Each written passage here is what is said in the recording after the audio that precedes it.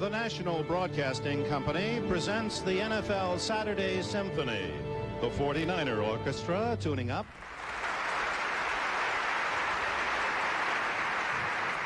The maestro is ready. Today's concert in 4 movements.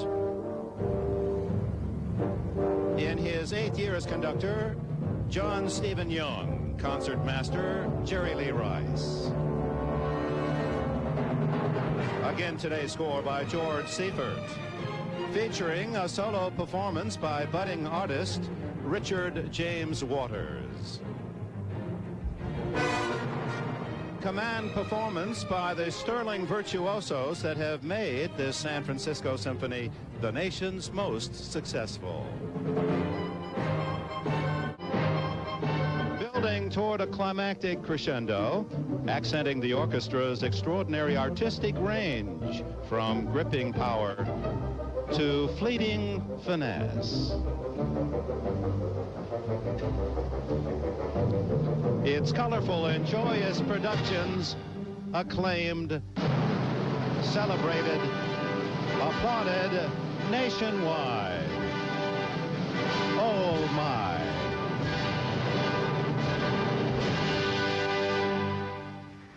Today, an encore presentation before the accustomed standing room only audience in San Francisco.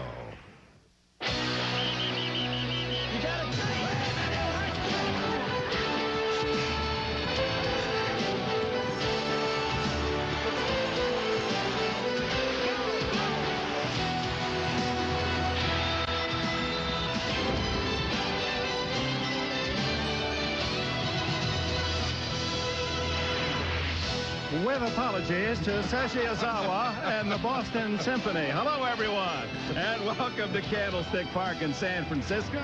The team with the best record in the NFL, the 49ers, looking for their 10th in a row against a desperate Denver Broncos team, slim playoff hopes alive. A perfect football afternoon this Saturday, temperature near 50, a very slight breeze, and a bright sun. Hello, everyone. Dick Enberg with Bob Trumpy. You know, this 49er offense is a symphony. They got the reeds and the brass and the strings and the percussion, and it all comes together, and yes, they're all pros. And it's something to marvel, and it's one of the reasons why this is a delicious experience. Yeah, and Dick, we only get to see the net result on Sunday. What those players, that long list of players you mentioned, like Jerry Rice and Ricky Waters and Steve Young, during the week, what these guys bring to the football team is not only their talents, but also their leadership to the younger guys. This is the way we practice. This is the effort we put forth. This is how we play as a San Francisco 49er. So with all the success of the 49ers, starting with Walsh through Seifert, is it the stars that make the system or the system that make the stars? Well, the system was put in place long ago. Now they look for players to plug into the system. And defensively, I think that's where it shows, and shows perfectly. I mean, George Seifert does not complain about all the new players that he's brought in here. Other teams complain constantly that, hey, these guys haven't played a lot of time together. But here it works. And again, it's the system. You bring in a Gary Plummer, and he's to stop the run. You bring in a Deion Sanders. He's for single coverage. Very specific roles for these guys, and it all works. And the specific players they brought in all have Pro Bowl credentials themselves. We'll be talking about that defense as well. There was a late injury today, and with more on that, to the sidelines and Jim Gray. Okay, thank you very much, Dick. John Taylor did hurt himself in the pregame warm-up. About 30 minutes before game time, he was helped off the field. He strained his lower back. He received treatment up until this time right now when he just came back out on the field. He will not start. Nate Singleton will start, but the 49ers training staff tell us that John Taylor will play. However, his back's going to be very ginger. Dick? All right, thank you, Jim. The Broncos will kick it off. Wade Phillips trying to close out with a couple of wins here and repeat his 9-7 season of a year ago. And John Elway says he's ready to go, although a bit surprised that there was so little talk about what the playoff possibilities were for Denver during the course of the week. And Steve Young, waiting for his chance, has been just absolutely phenomenal in this 9-game streak. Dexter Carter, number 35, deep for the Niners. And Jason Elam ready to put it in play on this sunny San Francisco Saturday. Sellout here at Candlestick of over 66,000.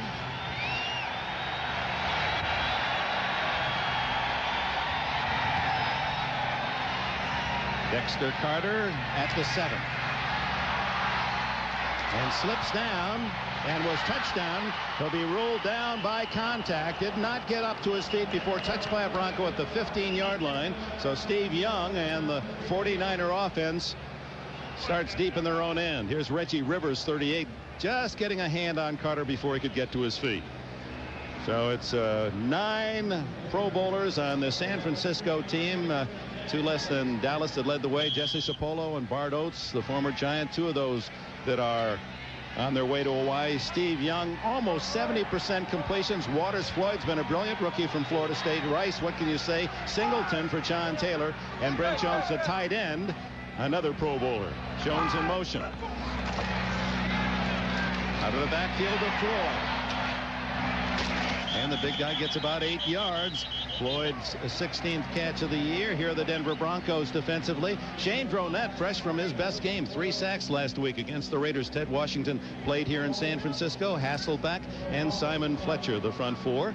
The backers are Kroll, Mecklenburg. Elijah Alexander leads in tackles. Smith and Crockett, they'll have their hands full at the corners. And Darrell Hall for the injured Steve Atwater at safety joins veteran Dennis Smith. Randy Hilliard and Rondell Jones in the Denver dime. And there's Atwater, perhaps the best defensive player for Denver, and will not see action today. Over the middle to Rice, and he has a first down at the 35-yard line. And that makes 15 straight completions for Steve Young. He closed out last week's win at San Diego with 13 in a row. That's also Jerry Rice's 100th catch, and for some reason, no one seems to be able to stop that play that San Francisco runs. They run play action to the other side. It draws the linebacker. There's a clear lane there for Steve Young to connect with Jerry Rice, and they always seem to make the connection. Only Floyd in the backfield as Young changes plays.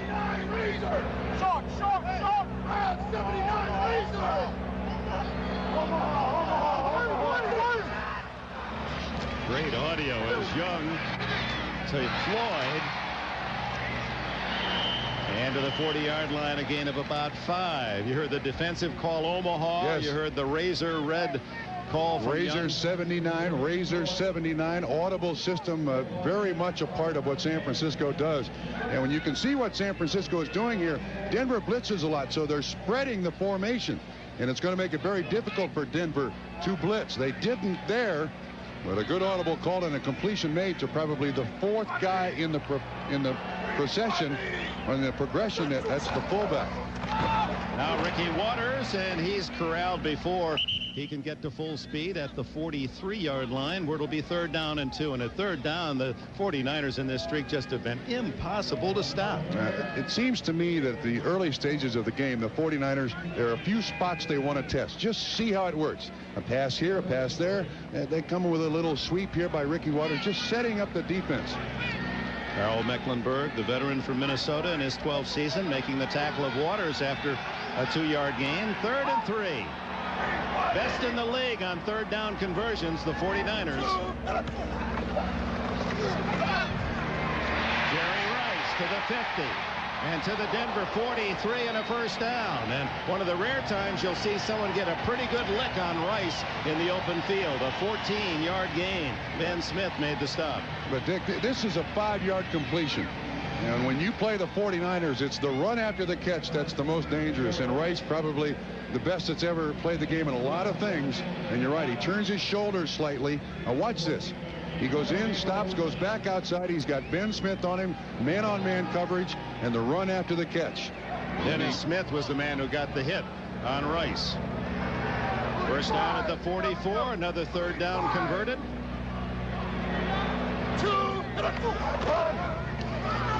William Floyd, Shane Dronette got a piece of him and knocked him a bit off balance, and then there was Denver help at the 41-yard line. Dick, the one thing about the 49ers offense, they've been so successful over the years that right now their biggest enemy is not the Denver Broncos. Their biggest enemy is impatience. They want to perform at a level that few teams can even dream about. Taylor leaving the field with that bad back. Jim Gray told us about that. But as long as this offense can stay patient, they are very difficult to deal with. Inside handoff to Waters. Breaking tackles and picks up the first down out of bounds at the 30-yard line. A dozen for Waters. Mike Kroll got him out of bounds. JT leaving the field again. It's the lower back problem. He's a tough guy. Hurt in pregame warm-up. But watch this. You're going to see onside, down blocking, the pull here. Waters right up through. This is the old counter play that the Washington Redskins made so famous. Good, patient. The San Francisco 49ers offensively, they sacrifice size in their offensive linemen for mobility for plays like that so they can pull.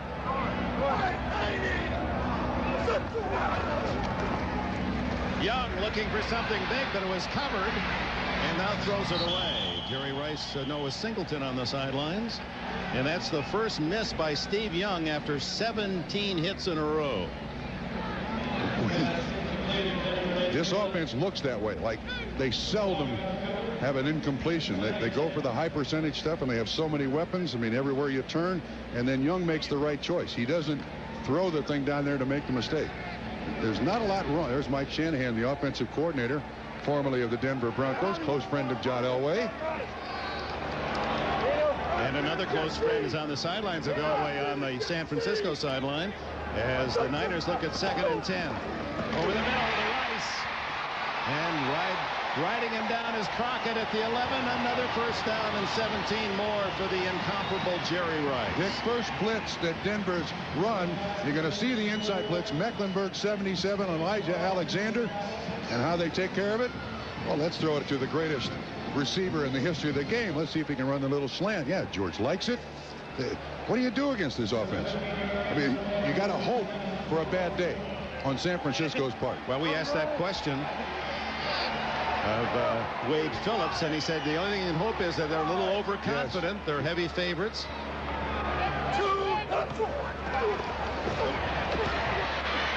Young wide open. Waters, and he has a touchdown.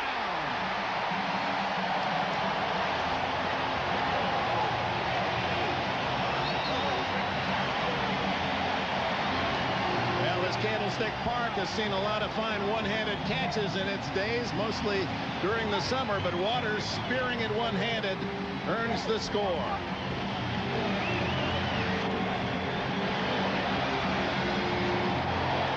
Okay, I give Uncle, first drive of the game, we saw it all. The only guy who didn't catch the ball there or have a part was Brent Jones. We saw everybody else in that offense. Doug Bryan to try the point after from California, the rookie. 49ers wanted to fill a spot there and went to the 3rd round.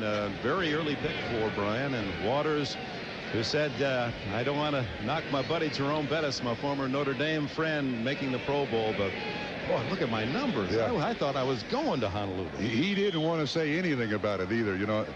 And Bettis is probably his best friend, but congratulations to Jerome Bettis. Maybe he'll get it next year.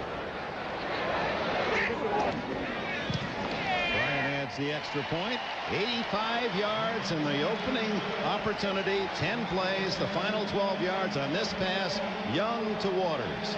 Everybody on this offense wants to contribute in any way, shape, or form. The one-handed catch, the move inside, 6 for number 32. What did Simon Fletcher tell us yesterday? Do they ever make a mistake? Yes. Not in that drive, they didn't.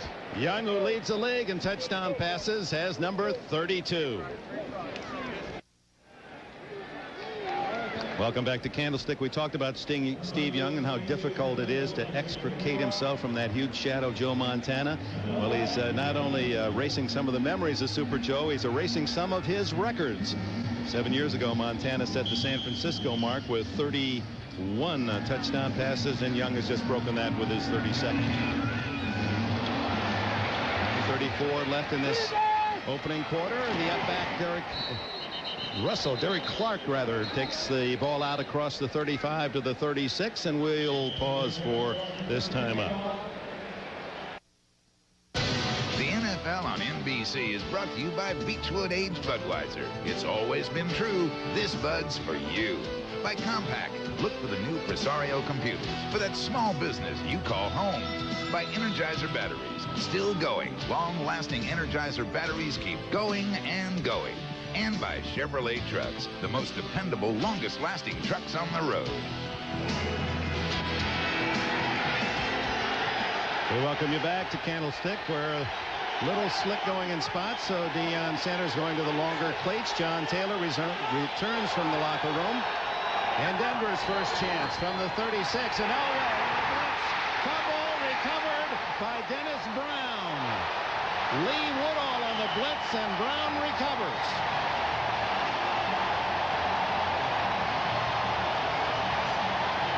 Well, that's certainly one way to find out how healthy John Elway is.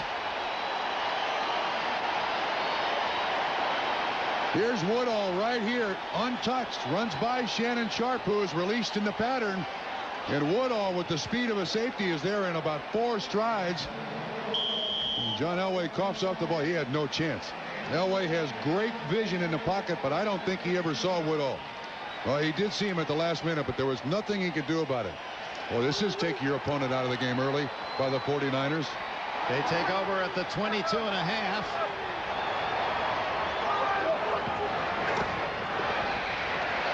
Young to Rice. Touchdown!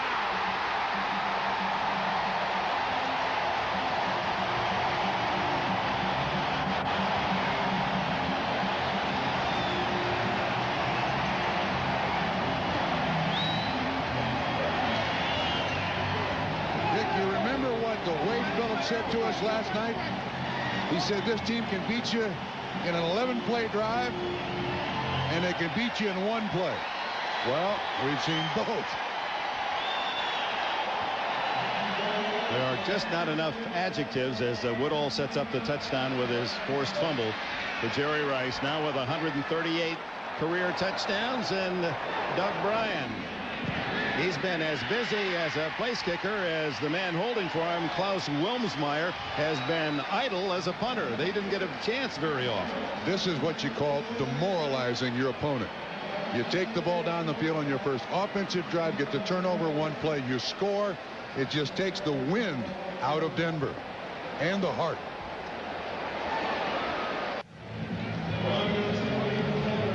Stunning early knockout punches thrown by San Francisco. They take the opening kickoff and drive at 85, and then 1 play after a fumble, a 5-second drive for the second score. Glenn Milburn, who played down the peninsula at Palo Alto at Stanford, and he tastes a mean hit from Dedrick Dodge at the 18-yard line. Dick, back to the touchdown. Here's Jerry Rice, and he's going to run the slant. That's going to score. But here's the key part of the play. Motion by Ricky Waters, and the rookie William Floyd picks up the blitzer Dana Hall. That gives Steve Young the time. Denver rushes 6. They're all picked up. You got the best receiver in the history of the game running his favorite pattern. 4-6. Number 138. Dial it in.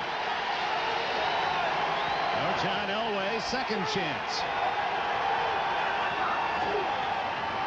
Derek Clark, and the free agent from Evangel College, gets a couple. And Dick, watch Jerry Rice here on this pattern. Watch how steady his head is when he's running full speed. It's interesting that great receivers always seem to have that ability to stay on their toes, the balls of their feet, keep their head steady. And there's the man who came up with the blitz that produced the fumble. His third forced fumble of the season, the rookie from Westchester.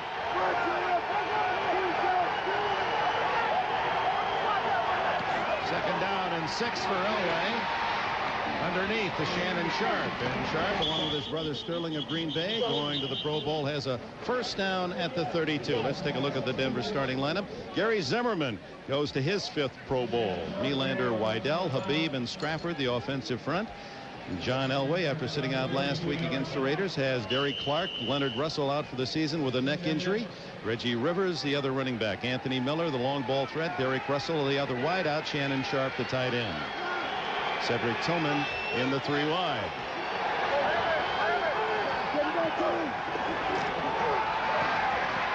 Elway drills a, what a catch. A diving stab by Jerry Evans, the tight end. Evans' 10th catch of the entire year. A good one.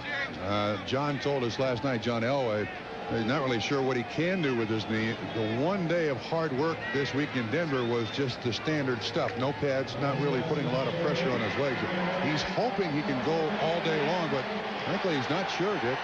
16 yards on that play. First down. And now Clark. And he bangs to the 45-yard line from Little Evangel College, NAIA Crusaders in Springfield, Missouri. Dennis Brown, Brian Young, what a rookie out of Notre Dame. He's had a big-time season. Rhett Hall for the injured Dana Stubblefield. Ricky Jackson, the ex-New Orleans Saints great. Linebackers, Woodall, a rookie, Westchester, Plummer from San Diego, Norton from Dallas, Davis, and then all the other men in the deep secondary going to the Pro Bowl.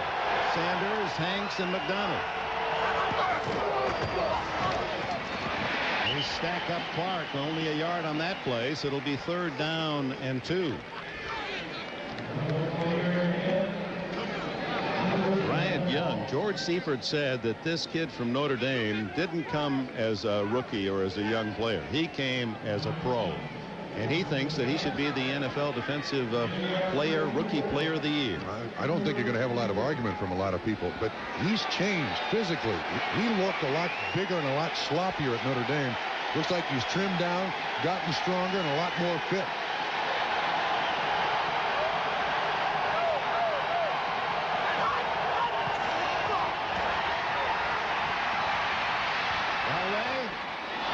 This is Derek Russell with coverage from Dana Hall. And that is a defensive backfield now with the addition of Deion Sanders that has so much coverage ability. Tim McDonald is the tackler. All the rest of the guys back there are coverers. And certainly Deion gets the most attention. Merton Hanks, an excellent coverage man. So is Eric Davis, the other corner. Hard to throw the ball deep down the middle against this defense.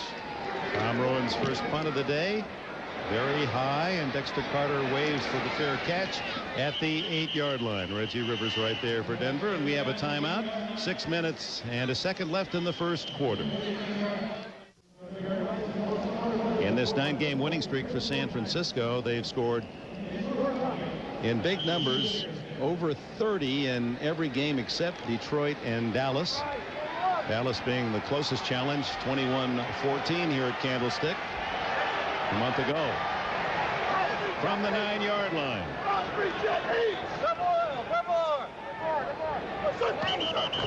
There was movement. 79 Barton lifted a bit off his stance, and that'll cost the Niners half the distance. False start. 79 offense prior to the snap. Still first down. Johnny Greer working the game today as the referee. Barton has got Simon Fletcher, still a good pass rusher, and get a little jump on him, but after the audible, it's all timing in that snap. There's no rhythm in that snap. Steve Young, when they break huddle, all he's done in the last 9 games in this one is throw 23 touchdowns and 2 interceptions.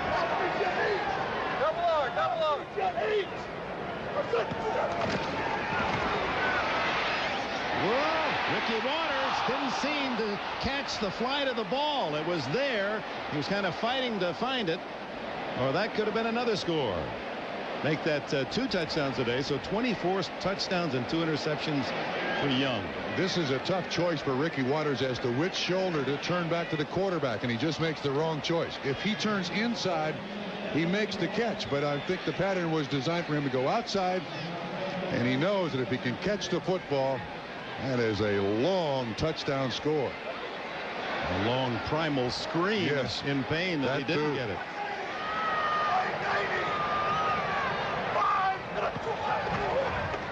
Over the middle to Taylor. Ripped down at the 15-yard line. It'll be 3rd down and about 4. Ben Smith, the tackler. Nick, you mentioned some numbers about this offense. With the 2 today, the 49ers have now scored 60 touchdowns. The NFL average is 32 touchdowns. Here's Taylor, made the catch, but now he comes out, and that back problem is causing him problems again, and trying to smile through it. But we may have seen the last of Taylor. We'll check the sidelines. blitz. Another one-handed catch by Waters. Out of bounds at the 32, and number 32 has 15 more. And they pick up the blitz beautifully. Wade saying, wait, what am I supposed to do here? Now watch the blitz, and Floyd again gets a big block. Ricky Waters releases right up through the middle. He looks and makes the catch. That's Elijah Alexander. No way that a middle linebacker can cover Ricky Waters on a pass pattern. So we've seen 2 blitzes now, all-out blitzes by Denver. Both times San Francisco has gotten the best of the blitz.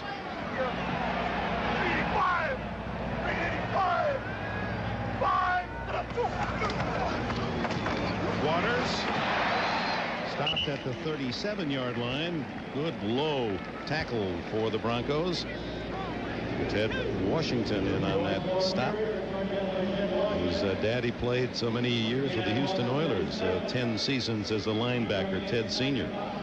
out of Louisville, traded from San Francisco this year to Denver.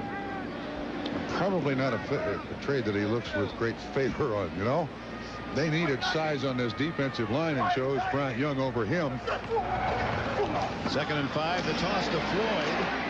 Toppled at the 40-yard line, where it'll be 3rd down and 2. A reminder, tomorrow, sensational Sunday here on NBC. It's our doubleheader. So many implications. How about New England Buffalo game and the late contest, Cleveland and Pittsburgh? They're talking about that being the best ever in their long rivalry between the Browns and Steelers. And so many fans between those 2 cities. You know, between Cleveland and Pittsburgh on that Pennsylvania-Ohio Turnpike. They don't know which way to turn or what to do. They could probably put 300,000 people in Three Rivers Stadium. Young to Rice. No, that's Singleton this time. And Singleton to the 45 of Denver, and a first down before Ray Crockett can make the tackle. Dick, they just spread your defense everywhere. You can't pick a spot to stop this offense. That's a little half sprint by Steve Young to his hand, to his left hand. He hits the receiver Singleton in perfect stride, picks up another. There's just such momentum in this offense, and these guys don't play an opponent anymore. They play perfection. We want everything completed and everything to work. How'd you like to be a young guy like Singleton, be a wide receiver in this offense, learn behind Taylor and Rice? It's a buffet. Finally, Young has to throw it away. No one near that pass, but he had rolled out of the pocket, and it'll be rare incomplete. You know, that's talking about completed passes is John Elway ponders that 14-0 deficit. You know, Wade Phillips said, you know, I've been around here long enough that when you completed 50% of your passes, you had a good quarterback, and then all of a sudden you got a few guys like Stabler and Montana. They started hitting 60%. Yeah. He said, I didn't think I'd ever see a 70% passer, but Young is right on 70% as we speak. And not as a season. He's darn close to being 65 to 70 every year he plays as a starter. In the winning streak, he's well over 70%. Blitz on, and he has to throw this one away. Brent Jones appeared to be the primary receiver, but Elijah Alexander covered him well. Brent Jones was the primary receiver on the play before, too, running the delay, but good coverage by Mecklenburg. Again, the blitz. You're going to see the pressure. This is Denver's choice. Put as much pressure on Steve Young as I can. Kroll pulls up in Steve Young's face. Mecklenburg also on the outside. But a missed opportunity. 10 for 14. Steve Young doesn't like that. That doesn't measure up. He doesn't like that. 3rd down and 10. You don't hear that often when the Niners have the ball.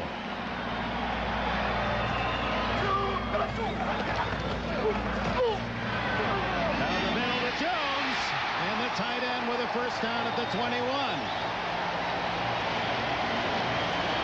Well, they were trying to get the ball to him. That's 3 straight plays. Jones just runs the inside pattern. It's Rondell Jones, 23. It's Ronnie Bradford, 23, the man in coverage. Jones finally makes the tackle, but there are so many great players on this team, Dick, that you've got to get them involved or they get upset. And, of course, Brent Jones, that's Steve Young's roommate. Come on, roomie, give me the ball. Those of you who saw the 49ers beat San Diego down at the Murph last Sunday, it was the same thing. Just it's torture for the defense. Waters gets away from Kroll and dives for some positive yards when it appeared that he'd be taken for a couple-yard loss. That's the old fake reverse. You teach the offensive lineman to yell reverse. But at this time, Ricky Waters keeps the ball. Mike Grohl does an excellent job of at least slowing down the play. So your offensive line is yelling reverse, hoping that the defensive linebackers think that's their own men, and they react looking for the reverse. And look, the defensive players, they don't recognize voices. I mean, you know, a voice is a voice, a reverse is a reverse. Is that an offensive bias that I... Yes. Underneath the Rice. And he told us yesterday, one of the reasons why I've never missed a game is when I'm in that situation and I know I got 2 men around me, I just dive forward. Yeah. Oh, what do we have here?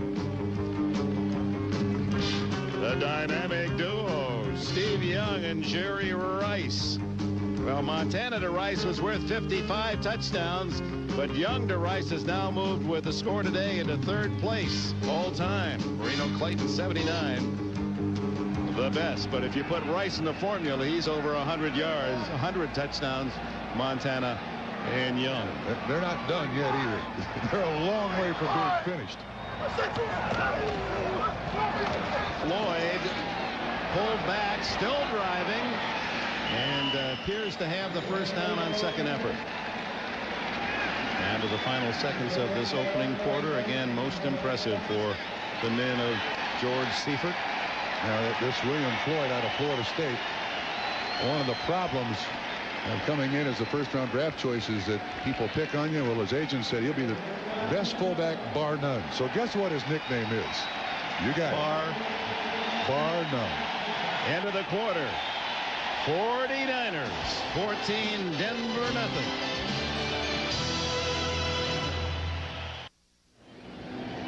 On land, stadium, air, and sea, 49ers fans. The MetLife Blimp Snoopy 2 teaming up with NBC Sports, providing you with a bird's eye view of Candlestick Park. The Blimp, equipped with a state-of-the-art camera system, provides a unique perspective of our action from 1,200 feet above Candlestick Park. I wonder how those blimps avoid birds at that elevation.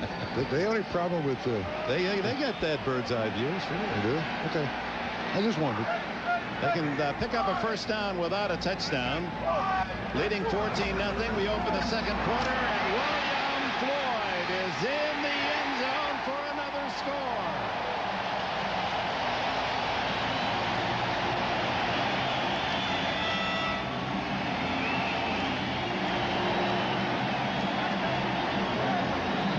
Now Broncos blitz again. And the 49ers get him again. 11-yard run for the rookie Floyd, his 5th touchdown of the season. He's a low 242 pounds.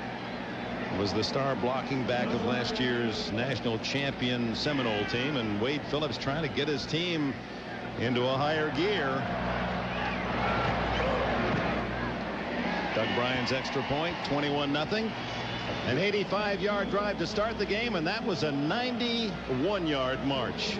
Good sweep run here by San Francisco. Derek Dees, the offensive guard, out in front, 63. Floyd, good power in his legs. Jumps over one and through others for the score. Looks like the 49ers operating with double Duracells again today. Down it comes to Milburn. Gets it back at the 35, the 40. And finally dragged down by Antonio Goss at the 47-yard line. A 40-yard return by Glenn Milburn. Reminder tomorrow night on NBC. Yeah, they're kind of arguing about who's got the channel switcher, but it's on NBC. You want to be tomorrow night when none other than Kirk Douglas and coaches Craig T. Nelson will star. It's an inspirational story. Long lost son fulfilling his father's lifelong dream. It's Take Me Home Again, a world premiere movie. It's tomorrow night at 9, 8 Central, right here on NBC. Take Me Home Again. And Bum Phillips, the dad of Wade, he may be calling Papa tonight. Papa can't help this, Dick.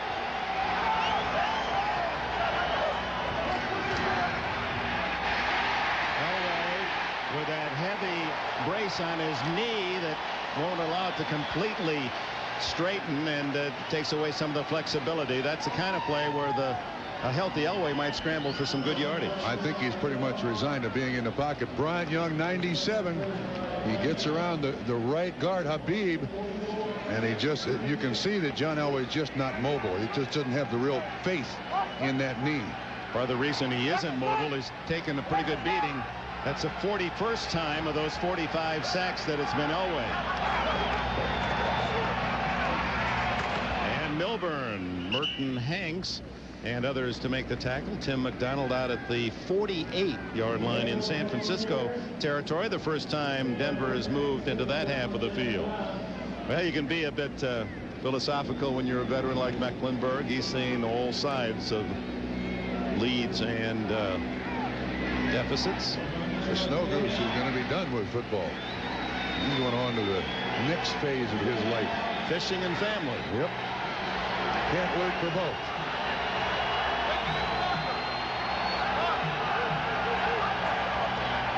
Third and a short 6 from the shotgun. And an open man is Tillman. Cedric Tillman has his first catch today. Eric Davis with a tackle and a first down at the 30. Still with the arm strength.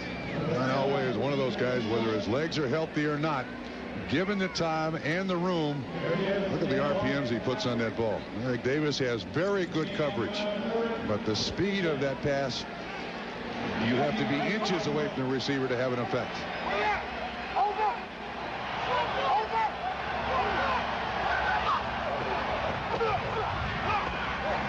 Nice catch by Derek Russell near another first down at the 21. Pickup of 9. Now Denver's doing a good job here offensively, but it looks a little more difficult for when you have an offense on the same field as the 49ers offense. The other team just, they struggle a little bit.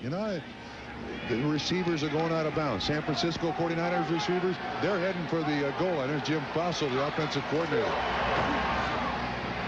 That's Bill Clark. He got inside the 20 for a first down, and Bryant Young, he's 6'2" and 276 from the Chicago area, runs 40 and under 5, around 4'9", and he has been a terrific first-round pick, a late first-round pick. And there are the total yards, running backs available today for Denver: Milburn, Clark, Rivers, and Strother. Bernstein went out early in the year. Russell out last week. 326 yards. Dion, in 5 interceptions, has almost as many yardage and more touchdowns. Isn't that amazing? I mean, that's how much trouble the Denver Broncos offense is in today. First down.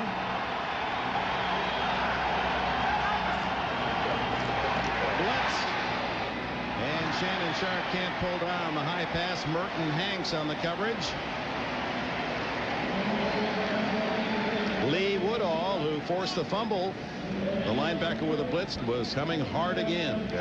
Untouched again. Clark, the fullback, 43, is looking inside for Plummer. 50. Woodall comes on a free shot, and no wonder John Elway's limping a little bit. 2nd and 10. Woodall, a 6th-round draft pick out of Westchester College, right in the Philadelphia Eagle territory.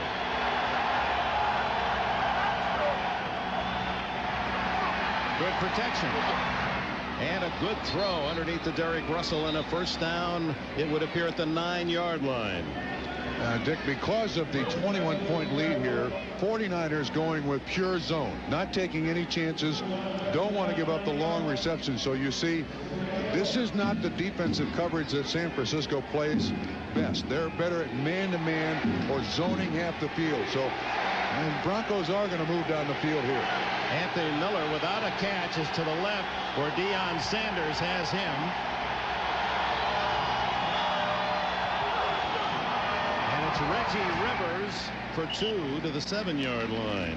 Number 91, Rhett Hall, who is playing for Dana Stubblefield. You talk about how the 49ers getting late-round picks, and they still have drafted so well. Stubblefield was their #1 pick a year ago, and in the second season he makes the Pro Bowl. Their late first-round pick this year, Bryant Young, might be defensive rookie of the year. I mean, they've done a terrific job. Yeah, look at that. 12 of 15 players selected, and that's remarkable. Somebody's doing a great job in this 49er organization. There he goes, Red Hall.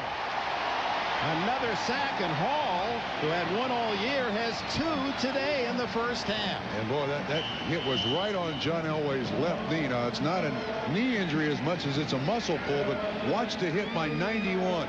Right on the left knee, kind of bends it a little bit. The brace is on the knee. The injury is on the left knee. You want John Elway to stay healthy throughout this season, and in a game like this, a quarterback is definitely in jeopardy. 3rd and goal from the 12.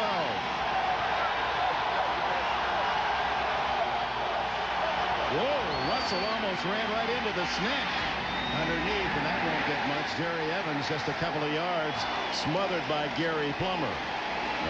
That play didn't look good at all. Yeah, they're going to go for the 3 points. They want to get something on the board. Because after all, Bob Trumpy, see, if indeed they rally, you're going to need that 3 points to go ahead somewhere down the line. I don't mean to be facetious, but it just seems that the San Francisco offense is just, who is going to stop them? They're going to need at least 3 points. There's no question about that. 99 over here, 76. 28-yard attempt by Jason Elam.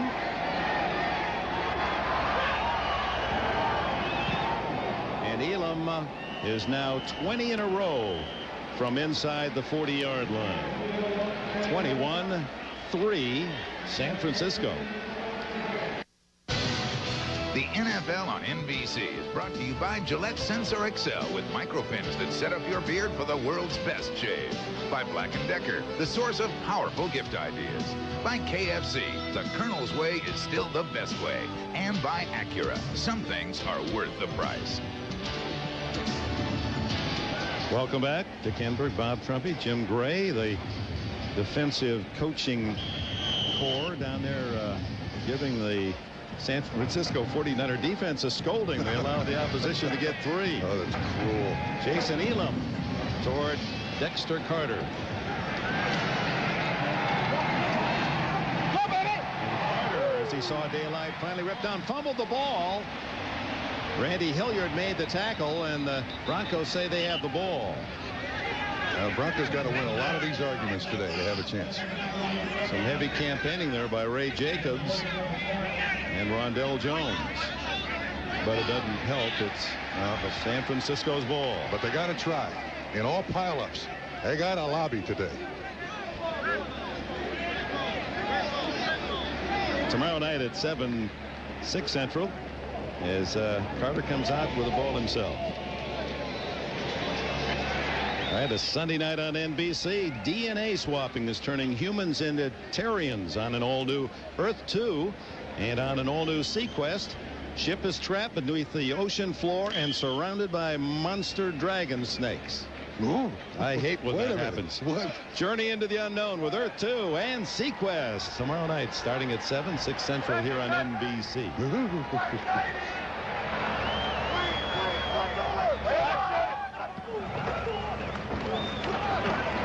Waters knocked down by Shane Dronette. Good play by Dronette, helped out by Ted Washington.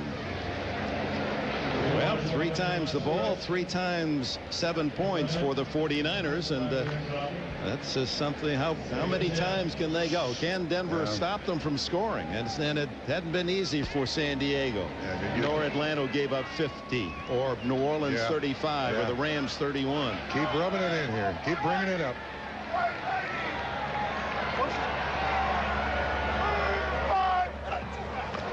On 2nd and 10, Young, Waters tried to run before he had the ball.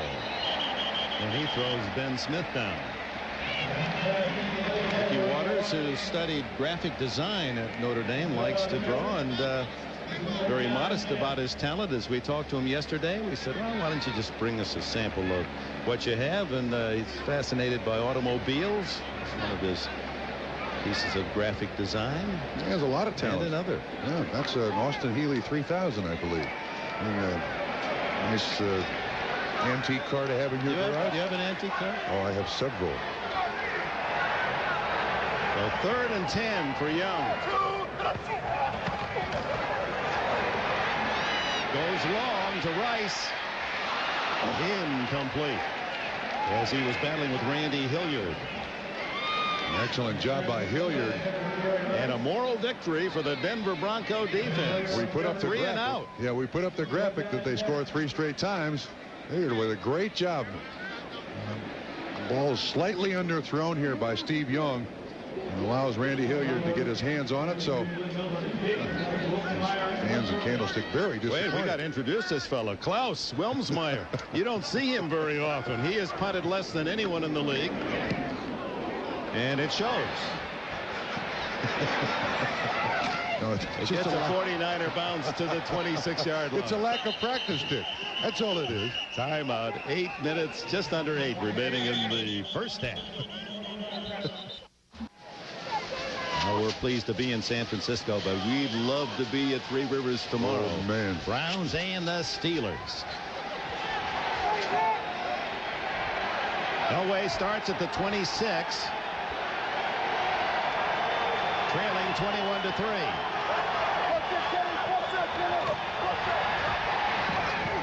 Derek Russell covered by Lee Woodall.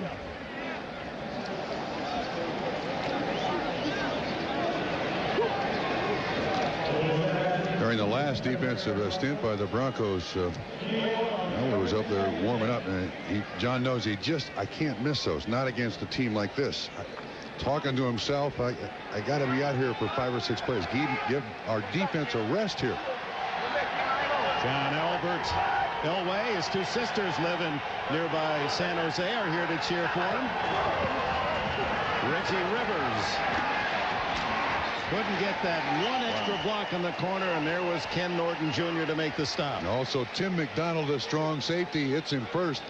If you can string a sweep out to the sideline, it's going to be coming right at you. Excellent job by San Francisco at the line of scrimmage, just making it bounce outside. There's McDonald, 46, and then finally Norton making the tackle. Yeah. And Norton, who leads the Niners in tackles with 82, 70 of them solo. 2 Super Bowl rings and looking for the trifecta with his new team, the 49ers. 3rd and 6 on the blitz. Elway. It skipped in and complete to Anthony Miller. First throw aimed at the speedy Miller. You see the 49ers come with a blitz here. And from the shotgun, it's Merton Hanks, 36, the safety, who gets in Elway's face, flushes him a little bit, but still that arm strength. I mean, feet right next to each other, is able to get it down to Miller. Miller almost makes the catch. 3 and out. Tom ruined a punt from around the 20 to Carter. Spiral off the side of the foot. Line drive, 35, 40. And Broncos fortunate that one wasn't taken back for a big gainer. Jeff Robinson made the tackle. There's a flag down back at the line of scrimmage. Against the Broncos, somebody released too soon. I would think San Francisco with number 56 of the kicking team illegally downfield. The penalty is declined. Keith Burns down prematurely. Under 7 remaining in the half. New Year's Day, #1 Nebraska takes on #3 Miami in the FedEx Orange Bowl. Cornhusker coach Tom Osborne is in pursuit of his first ever national title. 3 times he's come up short. Is this his chance to end his frustration? The game that will decide the national championship. The FedEx Orange Bowl, New Year's Day on NBC. City by the Bay. So any better one in the country? No. What a great city it is. It is. From the 41-yard line, 49ers 5th possession.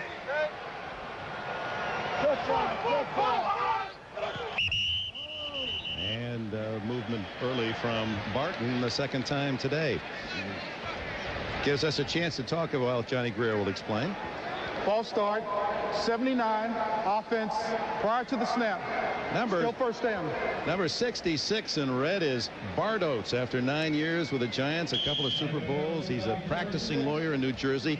Went to BYU where his quarterback was Steve Young. So the connection, the Cougar connection.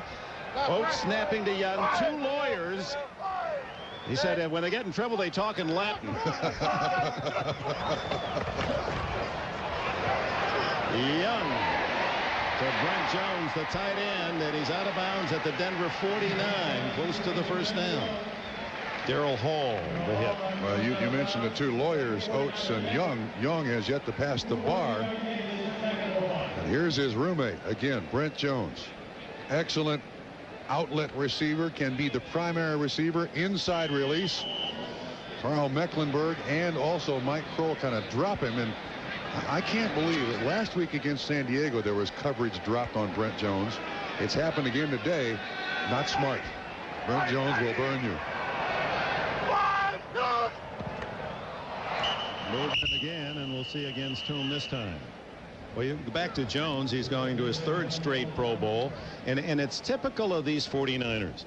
He keeps track of his catches in practice. Yes, in practice. He says, I just don't want to drop a ball all year in practice. And it's inspired by Jerry Rice, Jones, the veterans.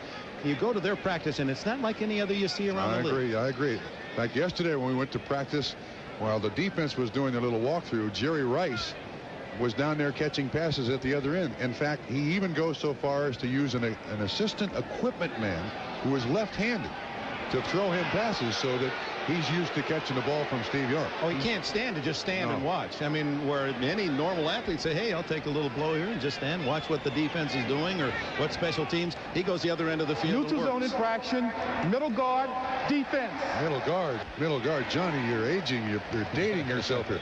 Middle guard, where they played with him. There was no face mask when you folded the helmet up. They're now nose tackles, Johnny. Come on, Johnny. Nose guard. Steve Young getting it directly from one of the better referees in the NFL. Johnny Greer, first down at the 44.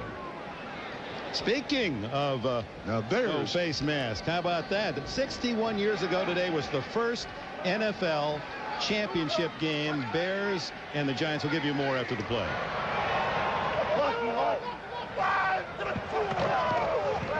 Young. Jerry Rice close to a first down, probably has it at the 33. Back to the history, NFL 61 years ago. The man without the helmet is Hall of Famer Bill Hewitt of the Bears. He's lateraling to Bill Carr, and Carr went in for the winning touchdown. As you'll remember about Trumpy, the Bears beat the Giants that day 23-21. 61 years ago. You sound like you were there. Did you do that game? I might have been. Dick. There you are, right there. I recognize you. You can see a big crowd for that. I can see the tie. Ricky Waters slips down at the 34. It'll be a loss. Covered there by the Denver Broncos. George Seifert. I don't think there are too many people in this game. You get some impression of what they look like, the close-ups on the sideline, and then you meet them in person. I would dare say that most every one of the fans watching today, if they had a chance to spend 5 minutes with George Seifert, say, that can't be the same face I agree with you. I see on the sideline, so stern, that Germanic expression, and seemingly never smiling, no emotion, deep in thought. And he's such a gentle guy. Yes, he is. You're right. And if you could sit down and talk to him about fishing, he'd be there for 2 hours with you. And smiling the whole time. Young's going to scramble. And hips. Hops out of bounds at the 23. 11 yards. Dick, amazing story about Steve Young. When he went to BYU, LaVell Edwards, his coach, when he first got there, said, this guy's too fast to be a quarterback. I want you to go to some other position. So he spent an off season backing up, thinking he was going to be a safety. Ted Tallman came in as an assistant with BYU and said, wait a minute, this kid can throw too good. So against the wishes of LaVell Edwards, they start working him out as quarterback. Too fast to be a quarterback. Great thrower, great leadership, and of course he's always got that ability to run whenever he needs it. He's going to spend a timeout here with 4:20 remaining in this first half. So here's a great talented quarterback, might again win the NFL Most Valuable Player this season. Certainly has the credentials for it. Who at one stage In his collegiate career at BYU, Jim McMahon was the quarterback, and between his freshman and sophomore year, it was like the 8th string his freshman year, and then Edwards is going to make him a DB, then eventually replaces McMahon his last 2 years, and now a superstar. And then goes to Tampa Bay, where all of a sudden they don't want him. They get Vinny Testaverde as their #1 pick in '87, and so he's available, and the 49ers get him at bargain prices. A 2nd round pick and a 4th round pick.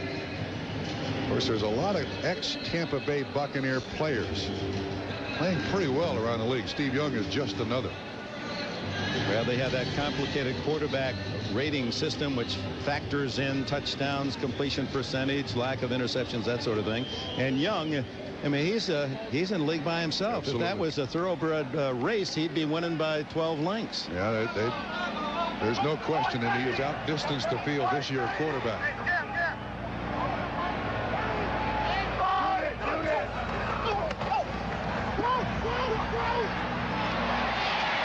Underneath to Waters, who slips down at the 10-yard line. And that'll be another first down, 13 yards. This West Coast offense that Wade Phillips is looking at always has that outlet receiver. And Young is looking all over the place. You can see how late Ricky Waters released. He just passed. And there he is, wide open. We haven't seen a lot of coverage on that 4th and 5th receiver, but then defenses don't cover that 4th and 5th receiver very well. George Seifert not happy with that. He said, hey, only 13? What was that? Floyd, who has 1 touchdown. And the rookie hit by Carl Mecklenburg and company. Running behind the block of Jesse Sapolo. Here's another great San Francisco story, and as is Mecklenburg, but Sapolo, number 61, makes his 2nd Pro Bowl. Now, early in his career, he's picked in the 11th round. He broke his right foot 3 times and broke his left leg in his first 2 years in the league, and had gone home to Honolulu and basically said, hey, I'm just not going to be able to play. Yeah, then he comes back and he's the center for this team for a number of years. Makes the transition to guard when Oates comes here. Doesn't miss a beat. Looks like he's been there his entire career. On 2nd down, Young misses Jerry Rice. Boy, take a picture of that. You won't see him misconnect like that often. No, Jerry Rice told us that receivers in this offense have to read defenses as well as the quarterback. And the only difference is that the quarterback is looking at the entire defense and the receiver is looking at one guy. Constant communication between these two. So they're, again, close to perfection. Dexter Carter enters the game. Seifert sends in the play. 3rd and goal at the 5. Singleton to the left. Jones, the tight end, split way out to the right, and Rice is in the slot right.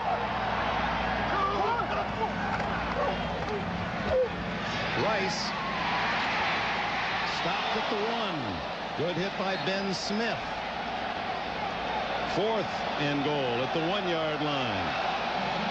He's calling for elephant. He wants the big guys. Elephant, get him in here. We want the big guys. Let's go for the touchdown here. We don't want a field goal.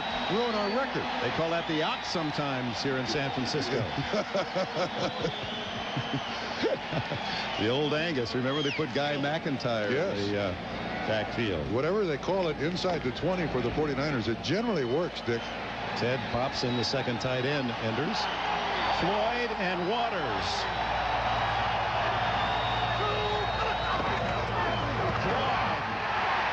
Touchdown.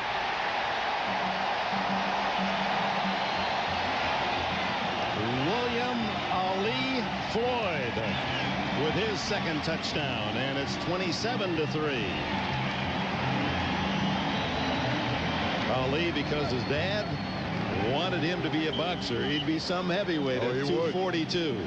Now look at Wade. Gentlemen, look, there's Dave Wyman on the side. What'd they do? What can we do?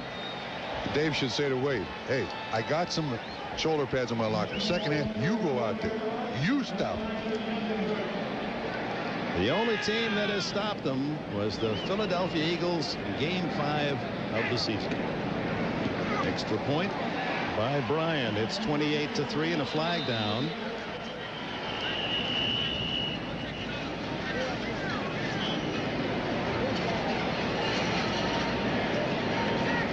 '59-yard drive, 9 plays. for their 4th touchdown in 5 chances. Kansas City stopped them earlier, held them to 17, and Holding, 61, offense. Unsportsmanlike conduct, leverage on the defense. They'll offset, will re-kick.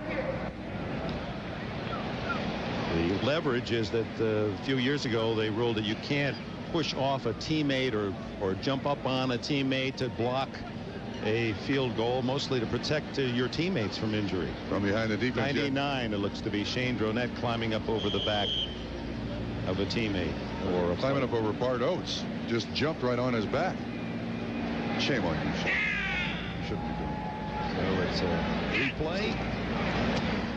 And Brian indeed makes it 28-3.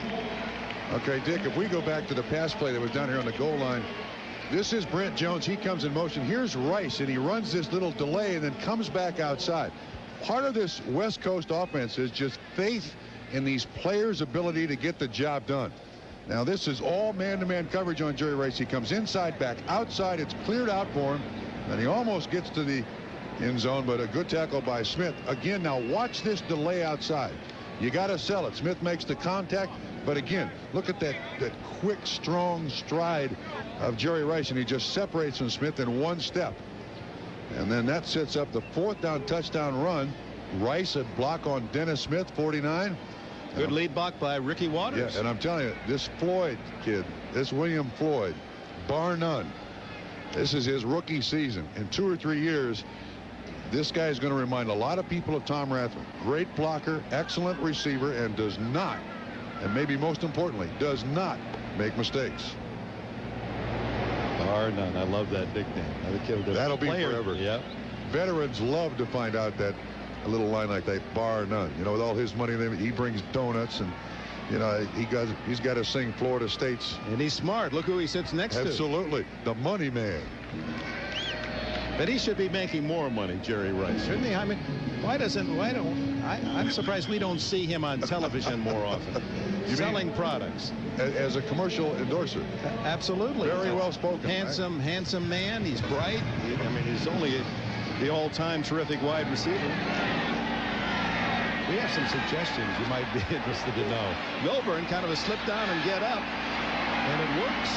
Out to the 37-yard line. Another good kick return by Glenn Milburn of 31 yards, and that takes us to the 2-minute timeout. 1:51 left before the half. Welcome back, and remind you to say Domino's Pizza NFL Live halftime report coming up with Greg Gumbel, Mike Ditka, and Joe Gibbs. They'll have their thoughts on this first half and previews of 2 of tomorrow's big games, the Browns, Steelers, and the Pats and the Bills. Plus highlights of the game earlier today between the Vikings and Lions as the Lions move into a first-place tie. They are now 9-6, 41-19 that game.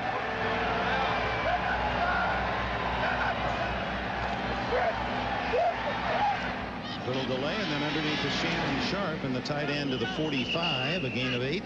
Ken Norton the tackle. Dick, San Francisco's choice here, the dime package, 4-man pass rush with Ricky Jackson and Tim Harris on the outside, 1 linebacker, Ken Norton, 6 defensive backs. Elway steps up and drills it, incomplete to Milburn, broken up by Merton Hanks. Hanks going to his first Pro Bowl. Probably thanks to Deion Sanders. I mean, I'm not sure Hanks would have made the Pro Bowl as a corner. Deion comes, he moves to safety, and he goes to the Pro Bowl. I like what he said about his wife, who was an all-star basketball player at the University of Iowa, Marva. I said, you told me once her nickname was Long Legs, and he said, well, she is 6'5", but I call her Gorgeous. Gorgeous. Great response. Flags fly. Milburn down. No gain. Ricky Jackson. You know, he and his wife have 2 daughters. They're 1 and 2, a year apart. And Merton said, you know, in about 15 years, I'm going to be the smallest one in the family. That's right.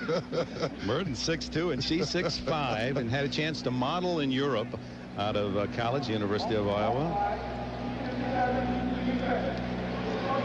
You know, athletes, they're usually pretty macho when they're talking about wives, but for, you know, she is gorgeous. That separates Merton Hanks from a lot of people we talk to. He's right.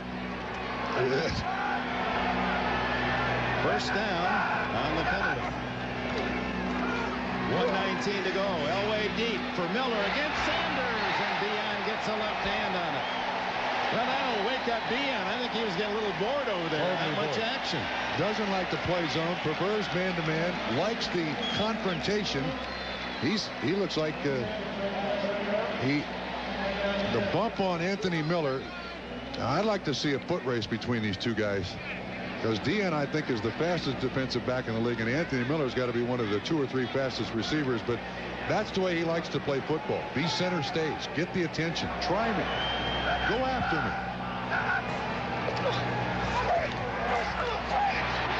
Elway incomplete. Reggie Rivers in the flat. As again, Rhett Hall is playing for Dana Stubblefield, harassing Elway.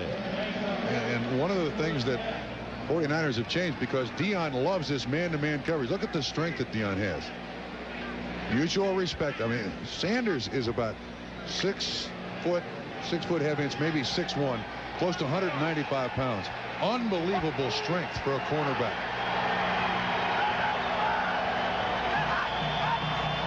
Third and 10 for Elway and the Broncos. Scrambled away from Rhett Hall and throws to the sidelines to Cedric Tillman at the 40-yard line. It's going to be right at the sticks. Boy, that Rhett Hall, where does he come from? From California. University of California gets his chance to play, and he's been in the backfield all this first half. Yeah, Stubblefield gets hurt. I'm telling you, when you have a team that's successful, they've won 9 straight. They got the best record in the league. You got to tie guys to the sideline. They want to get out there, and they're hoping somebody gets hurt. Not seriously hurt, but just give me the opportunity to play. 4th and 1 with a minute and a second left in the half.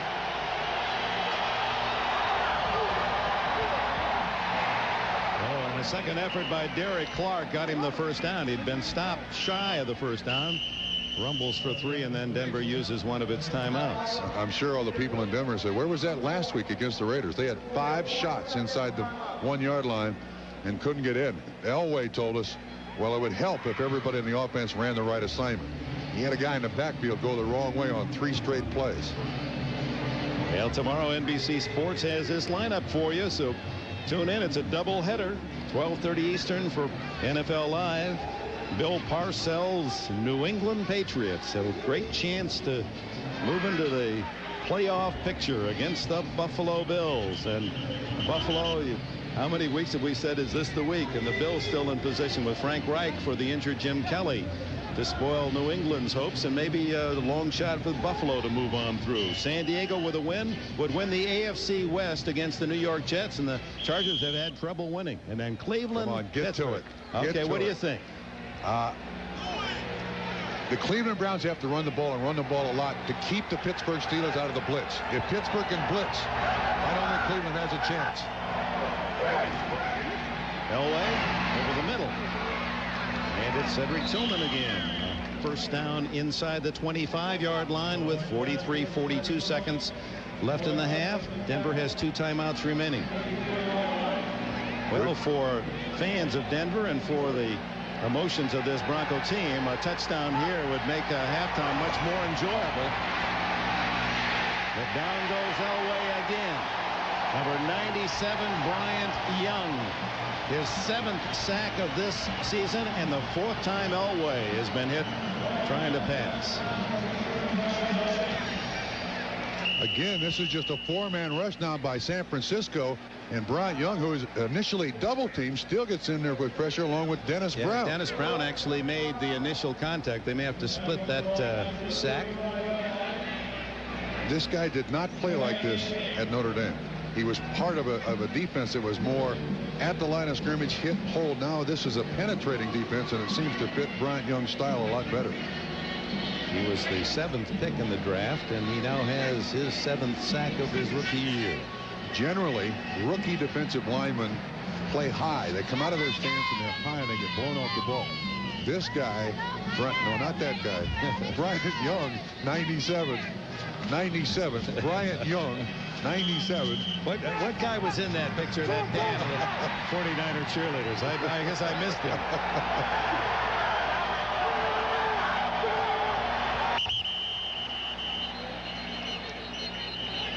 Ken Norton called the signal there. The middle linebacker called the signal there. And Elway said, hey, you can't do that. now that could be unsportsmanlike conduct against Ken Norton. And you see Wydell came over to tell him he didn't like it. Still second down. There's no question that Ken Norton just screamed when he walked up right over the center, and it got movement on the offense. And Norton is right here. You can just see his helmet and watch his head bob. He's just screaming, and it draws the Denver Broncos off, and it cost him 5 yards. And whatever you're using, he could yell one of those loud huts and try to get a 5-yard penalty. Second down, 27. Milburn with some blockers, but doesn't get much at all. Toy Cook and Tim McDonald collaborate on the stop. Down to 16-15. And we'll see if Elway uses a timeout and they try one long field goal. There it is, 9 seconds to go. I think you got to try one in the end zone here, Dick. Just give it a shot in the end zone. Their final timeout. Well, the one hope that Wade Phillips had, he said that, you know, they are big favorites, more than a touchdown favorite. They've had little trouble with the opposition, and our hope coming into this game is that their concentration won't be sharp, that they might make some mistakes, and then mistakes seem to create more problems, and now you get frustrated, and that was his hope. Yeah, but that was answered. That hope was answered on the opening drive by San Francisco. Down the field, 10 plays. We're in this game, gentlemen. We're not taking you lightly. Well, it's going to be talk every day over the breakfast table. Denver has tried to test San Francisco. Cleveland did give the test to Dallas and beat them last week, but it's Dallas, San Francisco. They're talking about it already here as if it's a foregone that they'll meet for the NFC Championship, and that'll be for the Super Bowl. That's how they're talking on the NFC side. Hard to argue with that. Well, that makes a lot of sense. But Pittsburgh and Cleveland, that's two good defenses there. So on 4th down and Miles, it's to Reggie Rivers, who gets hit out of bounds at the 30 with 1 second left, and the Niners take over on downs. I hate to bring this up. Oh, wait a minute. That was, excuse me, with a penalty. That was down. 3rd down, and now 4th down, and Elam comes in to try a long field goal. I hate to bring this up, but this game is already starting to look like that Super Bowl these two teams played. Final score 55-10. Denver could do little, kind of struggled down the field. Couldn't even slow San Francisco down. It was in New Orleans, and a 45-yard attempt by Elam. Plenty of leg. It's good. So the Denver productivity all on that young man's right foot. 2 field goals. Meanwhile, Wade Phillips in awe, as is most of this league, with the San Francisco 49er offense. Now let's go to Greg Gumbel in New York. This is the Domino's Pizza NFL Live Halftime Report, brought to you by Domino's Pizza. When it's gotta be good and it's gotta be now, it's gotta be Domino's. And welcome back to our studios in New York. Greg Gumbel along with Mike Ditka and Joe Gibbs. The 49ers leading at halftime by a score of 28-6. In the early game today, the Detroit Lions beat the Minnesota Vikings 41-19 to tighten up the NFC Central Division race. Barry Sanders ran for 110 yards, including a 64-yard touchdown. He needs 169 next week at Miami to reach 2,000 for the season. Chris Carter caught 8 passes today to break the NFL single-season record. He now has 119. The Lions are tied for the NFC Central lead with the Vikings, although Minnesota owns the tiebreaker. We have a terrific doubleheader tomorrow, beginning with NFL Live at 12:30 Eastern Time. The key early game is New England at Buffalo. The Patriots have won 5 straight and are playing their best ball in years. Buffalo is 7-7, and the Bills are desperate. Marv Albert and Paul McGuire join us now live from the Patriots Hotel. Marv. Okay, Greg, thank you. And the New England Patriots arrived at the hotel here in Buffalo about 2 hours ago. We've been talking with Patriot players, and the major concern for tomorrow revolves around the resiliency of the Buffalo Bills. Just when you think they're done, they come back at you. That's a subject we discussed with New England head coach Bill Parcells. The Buffalo Bills have a group, a nucleus. I mean, I can't name the 12 names, but everyone else, you can name them quickly, of competitively hardened veterans that are accustomed to playing in do-or-die games and that are used to it. The New England Patriots don't have that type of group. So these guys are going to react like they have in the past, the Bills. Now, we'll see if we're ready to do it.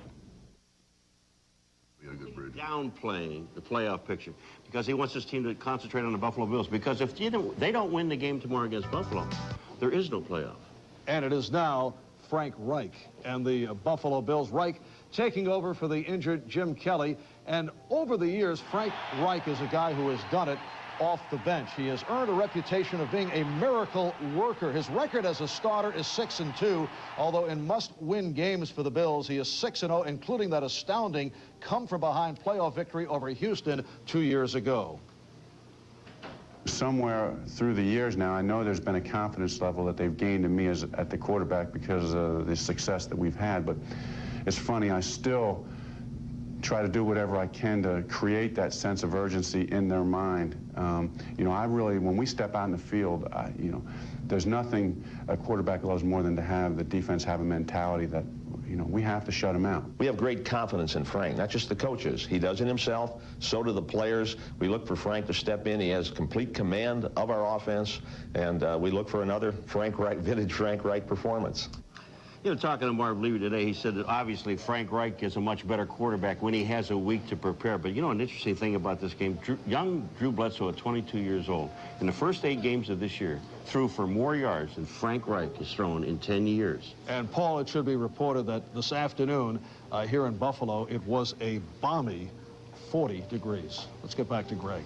All right, Marv, it's worth noting, too, all of the cattle rustlers here in the studio like Paul's look today. Is this game tomorrow the measuring stick for the New England Patriots? Is this how we tell what kind of a team they are? Well, Bill may be downplaying, but I think it's a measuring stick. Before you can become one of the great teams in the NFL, you got to beat the teams who have been on top. Buffalo's been on top for 4 years. If New England can beat them tomorrow, that's going to establish them as one of the better teams in the National Football. That's what Bill Parcells has preached all week. We beat these guys, we jump to a new level. All right, Joe, you were listening to Bill Parcells. What did you glean from what he was saying? Well, a little insight there. You notice how he's going to talk to his team, try and get them focused on this. Psychologically, you know, hearing the way he likes big teams that have great players that step up to big games. And what he's basically saying there, do we have those kind of guys? The other thing that disappoints me a little bit, Greg, I hope this weather gets straightened out. We want some cold weather. So Ditka gets to battle that guy through ice. Let me at him. I'll kill him. He's making the pilgrimage up there anyway. The other big game tomorrow is Cleveland at Pittsburgh, and we'll preview that right after this from your local station.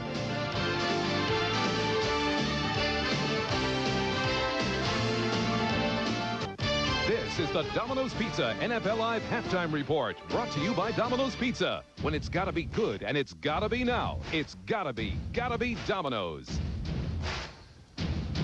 Welcome back, everyone. We were talking about New England and Buffalo a few moments ago. The other big game tomorrow here on NBC is the 4 o'clock contest in Pittsburgh between the Steelers and the Cleveland Browns. Pittsburgh can clinch home field advantage throughout the playoffs with a win. The Steelers won the earlier meeting 17-10. Charlie Jones and Randy Cross will call that game, and they join us live now from the Browns Hotel in Pittsburgh. Charlie. Greg, and we're also joined here with Vinny Testaverde, the quarterback of the Cleveland Browns. Tomorrow is the next big game of the year. Now, in your career, how many big games? Well, it's 2 to this point. Tomorrow will be 3. In 1986 Fiesta Bowl and last week against the Dallas Cowboys. So looking forward to tomorrow's game. All 3 on NBC. The Fiesta Bowl, though, 8 years ago, the Dallas game a week ago. Is it hard to, after that Dallas victory, to get up for this game? Well, I don't think it's going to be hard for us because it's a big rivalry for our team, and just coming up the turnpike a little bit, you know, to Pittsburgh, it's going to be a big game and certainly an exciting one. Well, you're going against a Pittsburgh defense tomorrow that's made their living A, intimidating quarterbacks, and B, confusing quarterbacks. How will you be different tomorrow?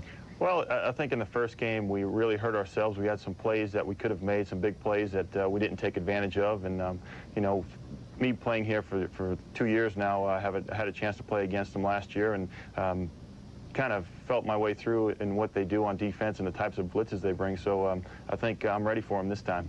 Well, you spent your early career in Tampa, not a very good team. You had to make big plays.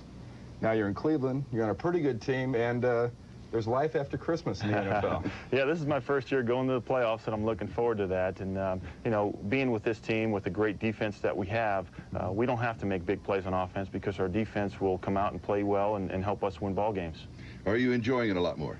It certainly is a lot more fun when you go out and you win each week. All right, the weather tomorrow, wind chill factor in the 20s, possibility of snow. Does that make a difference?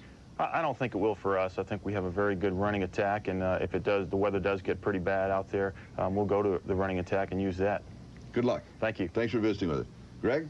All right, Charlie, Randy, and Vinny, thanks much. You know, Joe, Vinny's coming off the game against the Dallas Cowboys. 2 tough defenses in a row, but different defenses. Different kinds of styles. I thought he did a great job last week because Dallas, what they do is set back, and they're going to make you work underneath and not make mistakes. And he did a good job of that. Big contrast this week. Pittsburgh comes at you like they were talking about, blitzes. Now he's probably going to be forced into making some big plays downfield when they come after you. All right, Mike, what do you see as the difference in this game tomorrow? Well, first of all, I'm surprised Vinny didn't think any of those games with the Bears were big games. We thought they were big games. Heck, we were playing our butt off. I tell you the big difference in the game, and I don't know, everything is matched up almost even. Maybe the tight ends could be a big difference. You know, you have Brian Kinchin, pretty good football player. Eric Green, a little more experience. That could be a difference. The other thing that bothers me right now is Pittsburgh's running backs are banged up. Bam Morris is hurt, and Barry Foster's not 100%. Leroy Horde is a rambling wreck. He's not from Georgia Tech, but he's a rambling wreck. Okay, they both are expected to play tomorrow, but you're right, they're banged up, and tough defenses take their tolls. Our big day begins tomorrow with NFL Live at 12:30 Eastern Time. New England and Buffalo, the key early game. But San Diego looks to clinch the AFC West with a win against the Jets. The Browns and the Steelers is the best late attraction, but Miami can wrap up the AFC East with a victory over the Colts, and the Chiefs, with Joe Montana back, can make the playoffs by beating Houston tomorrow and the Raiders next week. The 49ers lead 28-6 at halftime over the Denver Broncos. We'll send you back out to San Francisco for the second half right after these messages from your local station.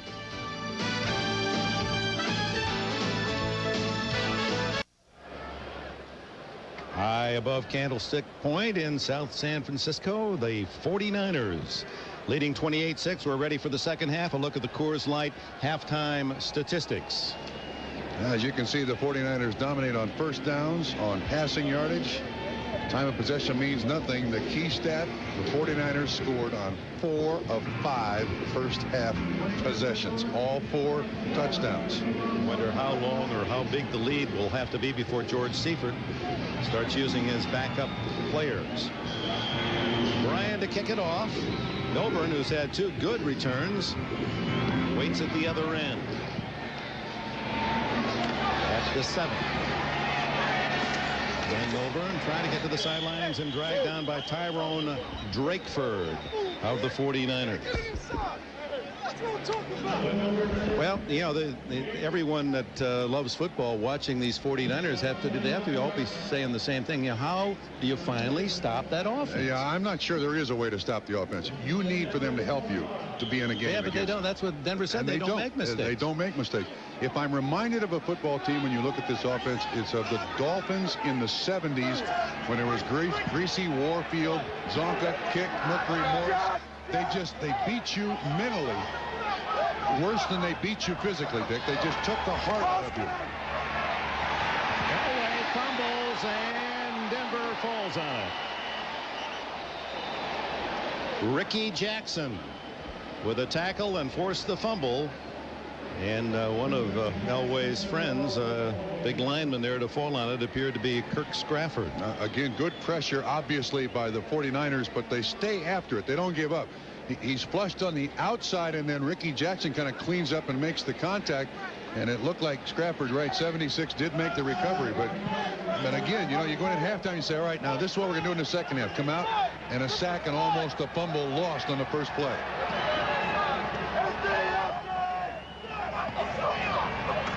Second and 11.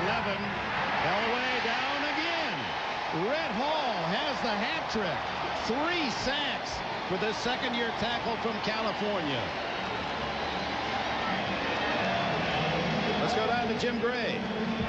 Okay, thank you very much, Dick. Well, I talked to Wade Phillips at halftime, and he told me that we got to figure out some kind of a way to stop the 49ers. He said maybe we have to start a fight, do some pushing and shoving, because nothing else has worked. Now, offensively, he knows now that John Elway has been sacked 6 times. I asked him why he's taking such a beating. He says it's totally because of John's immobility because of the left sprain on his knee. Says he's going to keep him in there because he gives him the best chance. And finally, John Taylor will not play for the 49ers in the second half with the bad back.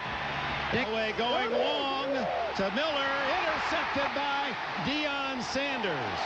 And for primetime, his 6th. The good news, the bad news is that really cuts into his return average. Yeah. Which was 60 yards a return. 6th interception of the season. He's returned 3. And this is zone, and as Miller goes by him, look at Deion concentrate on the football. Maybe the 3rd best receiver, that the 49ers have. The NFL on NBC is brought to you by Domino's Pizza. Call now and order new buffalo wings, and we'll deliver them with your pizza. It's gotta be Domino's. By MCI, 1-800-COLLECT, the way to save on collect calls. By RCA, changing entertainment again. And by Buick and your local Buick dealers. Remember Buick, the new symbol for quality in America. A magnificent view of San Francisco Bay. One of the many stars, Deion Sanders, with his 6th pick. Ricky Waters runs out of room and will take a couple-yard loss at the San Francisco 48-yard line. You were commenting as we looked at Sanders during the commercial break as he played. Yeah, he never gets dirty. I mean, he's not a great support guy, but when you look at him, try to find dirt. He's already played a half and had an interception. Well, left knee. I saw a mark on his left knee. Oh, yeah. There it is. There it is. But I think that's some pregame. Pregame prayer. I don't think that had anything to do with it. They don't have to wash his uniform. They win. They're leading 28-6. He gets an interception. He never gets dirty. Young throws, and it's intercepted. Elijah Alexander, his 1st of the season, throwing into a crowd. Steve Young, only the 3rd time he's been intercepted in 10 games. And Denver has the ball near midfield. He's mad at himself, too. You're going to see Brent Jones come off the line of scrimmage, and he's right in between 2 linebackers, 58 Alexander, 92 Wayman. And Steve Young, you can hear him yell on it. I shouldn't have thrown that one. Ruined a good record. Elway stays on the bench, Dick. And Hugh Millen now will come in and quarterback the Denver Broncos. Millen, who came in off the bench to help Denver to that dramatic win in Kansas City 2 weeks ago. Milburn caught in the backfield by Dennis Brown. Dick, we got to talk more about this defensive line. I mean, this is not a huge defensive line, but this is a defensive line whose first step may be the equal of Dallas. All these guys on that first step are in a gap. Dennis Brown is 290. But Brian Young is 276, only 22. Dana Stubblefield is 300 pounds. He's not playing today, only 24. Millen to the sidelines to Russell, and he slips away from a tackle attempt by Eric Davis and out of bounds near the 45 of San Francisco. Hugh Millen from the University of Washington has not had a win as a starting quarterback since '91, 3 years. Come on now, be nice, Dick. I know it's the truth. 0-9.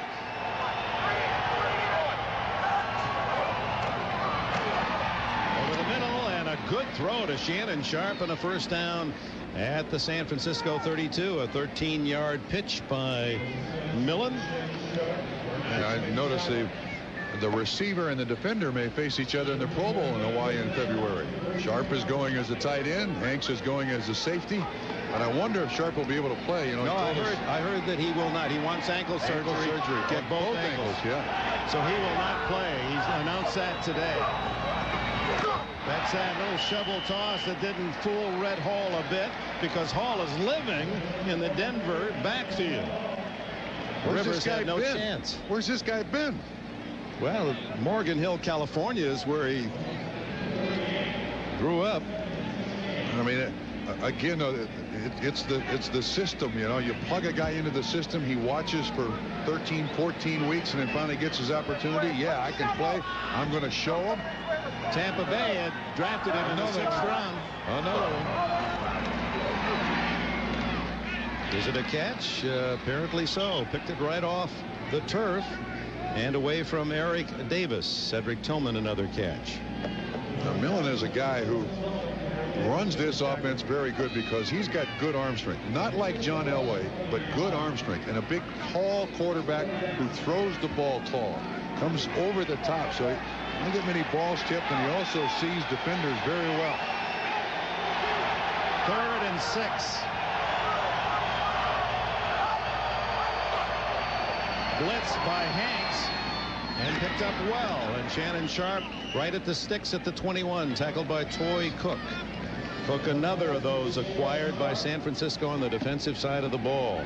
He played at Stanford. In the last 7 years, Cook was a New Orleans Saint. Now, all these guys who have come from other teams to the 49ers, you know, they got to be pinching themselves on the cheek. I'm actually playing with the San Francisco 49ers. I got a shot at a ring.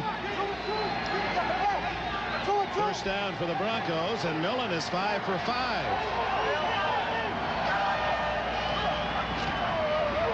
In the flat to Milburn.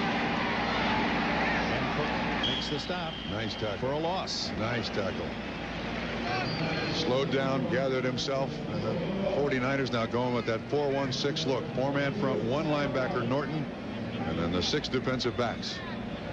You know, you look at this San Francisco performance and you think ahead to all the honors, one of them being Coach of the Year, and George Seifert probably won't win it. But he's as deserving as anyone in this league. But I think Wannstedt of Chicago has got that wrapped up.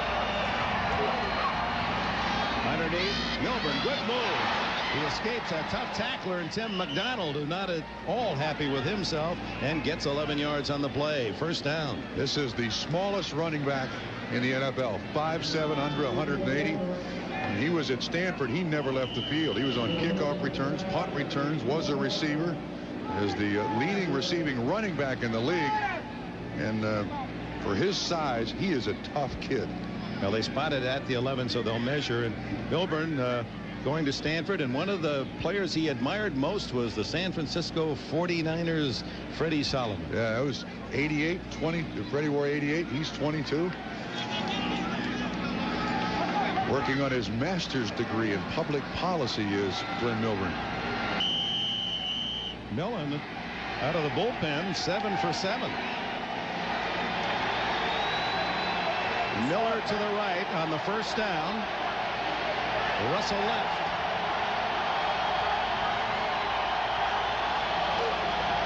Hand off to Milburn. Looks for a hole. Breaks a tackle. Touchdown, Denver. It looked like Deion Sanders was playing tag there at the end of that run. 11 yards for Lynn Milburn. So Elway takes a breather. Hugh Millen comes in and drives the Broncos right down the field for a fairly easy score. Now they run the spread formation. A nice handoff. Milburn very patient with the blocking. Looked like Gary Zimmerman, the offensive tackle, was out in front of him for a nice block. That's the first rushing touchdown by Glenn Milburn this season. So the Elijah Alexander interception, the touchdown by Milburn. Elam adds the extra point, and the score reduced to 28-13. Should be coming right at you. Nice move here by Milburn. He waits for the block by Zimmerman, but watch Deion Sanders on the left. You're going to see his hands come in. Deion tries to play tag. It doesn't work in the NFL.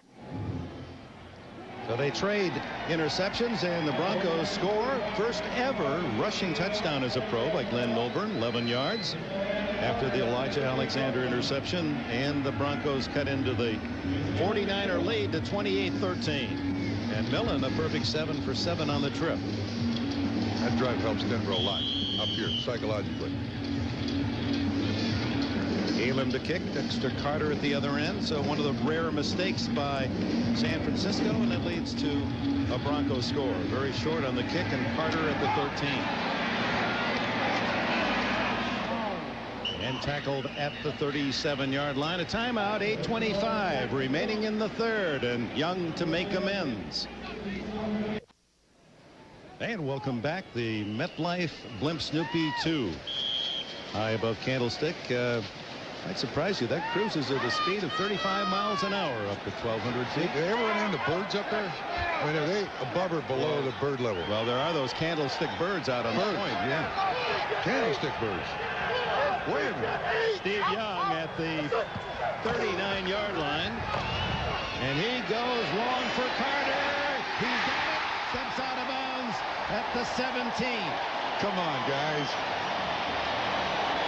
44 yards, and you knew Young, after being intercepted, was going to come out and try to hit a big one. This is linebacker coverage on the receiver out of the backfield. Young throws it beautifully. Good protection. Again, Elijah Alexander. We've seen him in coverage on Ricky Waters, and this time Dexter Carter is split outside as a wide receiver, and it's just a foot race. He says, okay, Elijah, you got an interception. Try this one. Yeah. Now, how much more can an offense show you? With formation, with personnel, with motion, Carter again split out.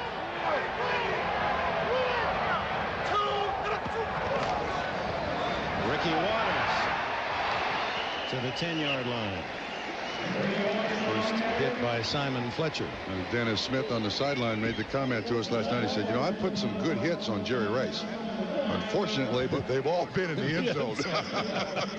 Yeah, we were asking, does anyone ever hit Jerry Rice? It always seems like he's running in the open with hands grabbing at his jersey. He said, yeah, I hit him. I've hit him hard, real. But both times he was in the end zone. In the end zone. See a lot of Jerry Rice's big number, the 88 on the back, not the little 88 on the front. 80. Excuse me, 80. I'm all right. I'm all right. Here's the 8. Whoa, and Rice. Now that is a rarity. He ran Rice right into a double coverage where he is going to get belted. But it looked like Rondell Jones, 31, hit Ray Crockett, 39. The two Denver Broncos made heavier contact. Rice kind of dips out of the way. What? See? He avoided the contact. Gets a massage once a week to keep flexible, and probably has the most strenuous off-season program of training of any athlete I've ever heard. 5 hours a day, 5 days a week, all off-season. Runs. That's why he seems so fresh late in games. Draw to Waters. Touchdown, San Francisco. Well, but the question was asked earlier of Wade Phillips, how you stop the 49ers. If they're playing like this, your best chance is to hijack the bus. I mean, this is just...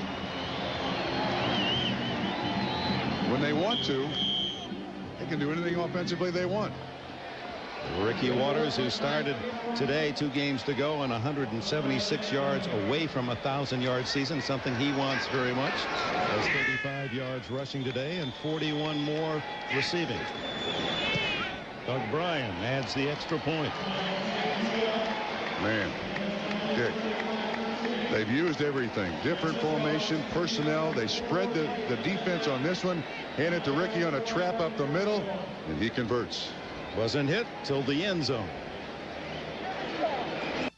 Greg Gumbel back in New York. In case you missed it on our pregame show, Will McDonough told us that Jimmy Johnson will remain in broadcasting and not coach in the NFL next season. The reason for it is there's nobody out there right now who will give Jimmy Johnson a job in coaching in the National Football League that will pay him $4 million a year. And that's what he wants. Jimmy Johnson will not coach in the NFL next year. Let's go back to Dick Enberg at Candlestick. Interesting report from Will McDonough and Greg Gumbel. You hear it first on NBC. Milburn darts out to the 23-yard line. Well, it's been a great weekend of football, and for me, introductory courses have begun in the great game of golf. And one of the best of the reporters, Roger Maltby, joins us, a San Francisco 49er fan for a long time. Well, I bleed red and gold. I'll promise you that. I'm not a nonpartisan bystander here. Yeah. I'm pulling big time for the Niners. I got some advice from Johnny Miller, by the way. Gave me 2 tips. And one was to stay with tennis. And the other, after he saw my swing, he said, yeah, you've got a chance. Well, we're looking forward to you coming on board next February in San Diego, and I think it's a big plus and a big addition for our squad. What do you think? Roger, I agree with you totally, but you understand, of course, Dick, that the rookie hazing begins in San Diego for the Buick Invitational. You got to sing Central. Milburn, on his way. Can they catch him? Milburn, 77 yards. No, it's Anthony Miller. Anthony Miller, 77 yards for a touchdown. Wait a minute. They might say that he stepped out at the 1-foot line. How frustrating would that be? Miller showing his speed. Nice throw by Millen when he's almost falling down. And Anthony Miller, watch this move to the outside. Breaks 2 tackles, and then here comes Dion. This is the foot race I'd like to see. Dion's got the angle, stays with it. And he gets him. Not much of an angle. Dion runs him down at about the 2-foot line. Hugh Millen tries to sneak it, doesn't make it. So 76 yards on the short pass and long run by Anthony Miller. Again, now watch it. It's zone coverage by San Francisco. Miller just running a little shallow crossing route. And here's where the tackles are missed. Toy Cook misses. And then Dion runs him down. Well, he's gaining ground on him there pretty quickly.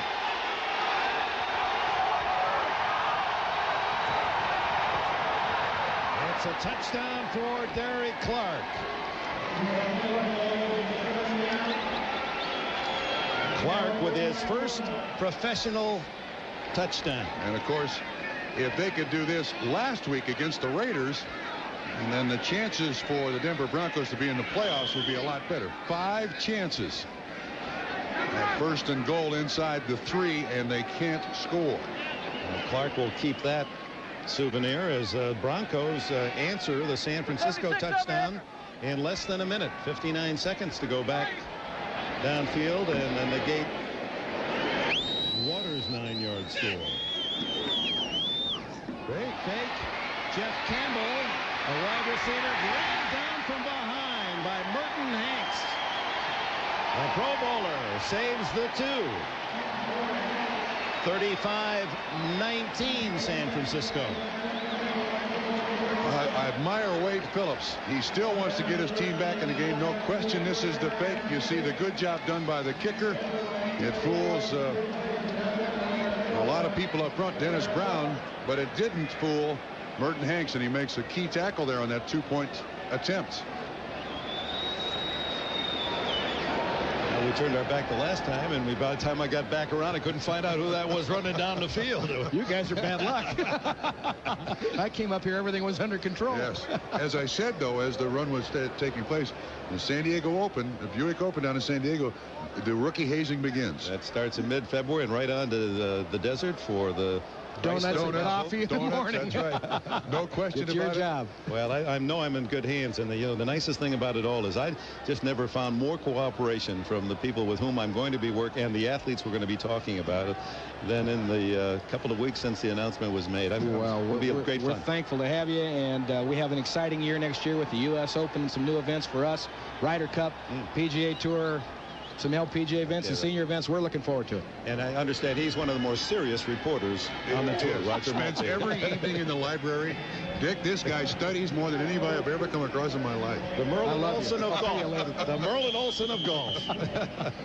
Thank you, Roger Maltby. Thank you, fellas. Enjoy the rest of the game. And Denver keeping it interesting. 35-19 as Elam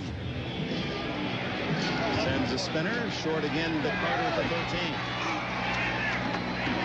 Carter finally tackled by Randy Hilliard and Darrell Hall at the 35. Dick, I think this is interesting. Steve Young back to the huddle. He's going to continue. And don't forget on Monday night, we anticipate the Christmas weekend holiday. It's a story about a woman who has the magic to reunite a father and a son, and it's a holiday wish come true. And what a cast. Katharine Hepburn, Henry Winkler, and Swoosie Kurtz star in the world premiere movie One Christmas. That's Monday night, folks, at 9, 8 Central here on NBC. Again, new formation with Dexter Carter in the slot this time.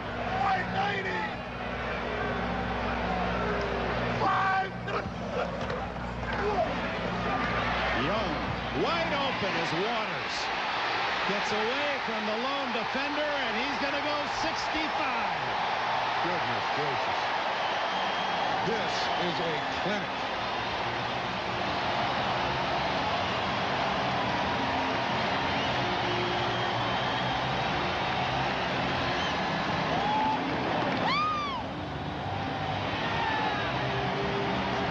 The symphony continues, and Ricky Waters with his 3rd touchdown today. And Dick, he comes out of the backfield to make this catch. That new formation I was talking about, I mean, wow, they are deep into the playbook today against Denver, and it's all working. Dennis Smith showed his 35-year-old legs. Couldn't get to Waters in the open field. Doug Bryan. And the 49ers, and these two teams scoring at will here in the 3rd quarter. 49ers seem to make it even easier. Well, San Francisco, even going back to the days of Joe the Jet Perry and Hugh McElhenney, have had great offenses through the Montana years with Bill Walsh. But this now is the highest scoring San Francisco team ever. They've done it in 15 games.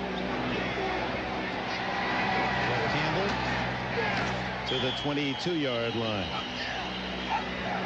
Dick, watch this play again.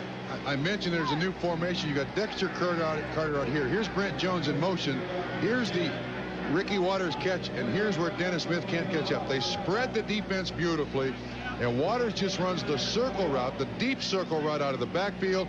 There's no underneath coverage whatsoever, and Dennis Smith playing his last season in the NFL, unless somebody else wants him. He'll not play anymore for the Denver Broncos. And Waters goes over 100 yards receiving for the first time in his career. 3 touchdowns for Waters.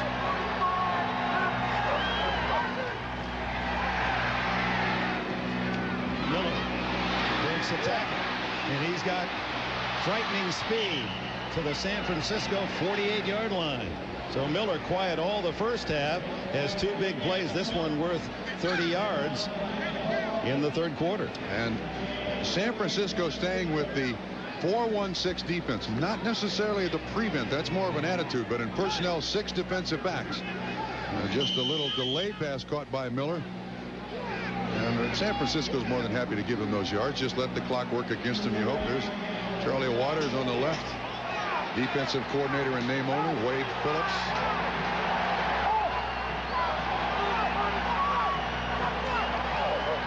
Hugh Millen looking for 10 in a row.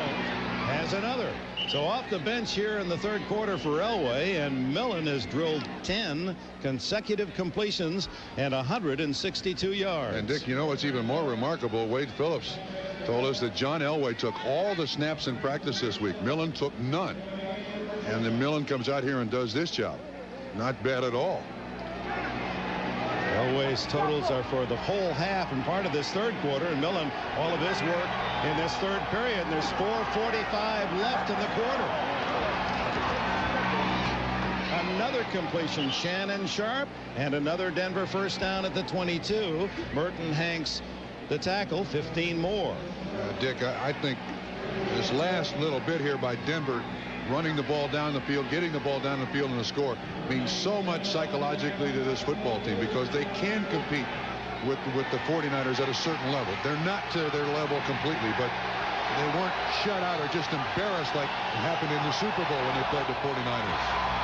Wide open. Kimbrough, and Tony Kimbrough with a catch at the 15-yard line. Deion Sanders in on the tackle, and Sanders, a busy man, highly popular. More than a number is the man wearing the white 21 on a scarlet red today. Deion Primetime Sanders, and he has a new CD wrap. Call prime time. And what is his favorite cut? It's, listen closely. It's more, it must be the money. That's his favorite. Must be the money.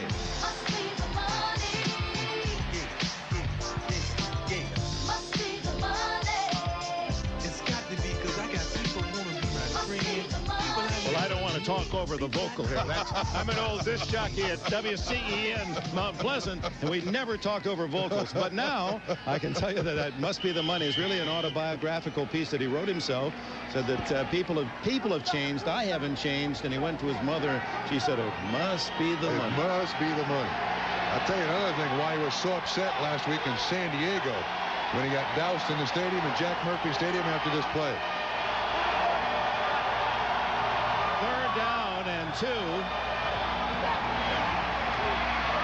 Mullen fumbles, picked up by the Broncos momentarily, and then the Niners seem to get it. Yes.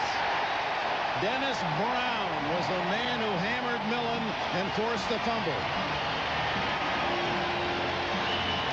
7 San Francisco sacks today.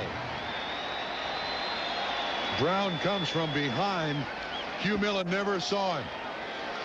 Brown is on the far side, number 96. Millen looking down the field, and there he comes. Boom. Ball loose. Zimmerman has a shot at it. It bounces away when he hits the ground. 49ers recover. Watch Brown again. Flushed again. Hall, 91, puts initial pressure. All on the ground, and Brian Young makes the recovery.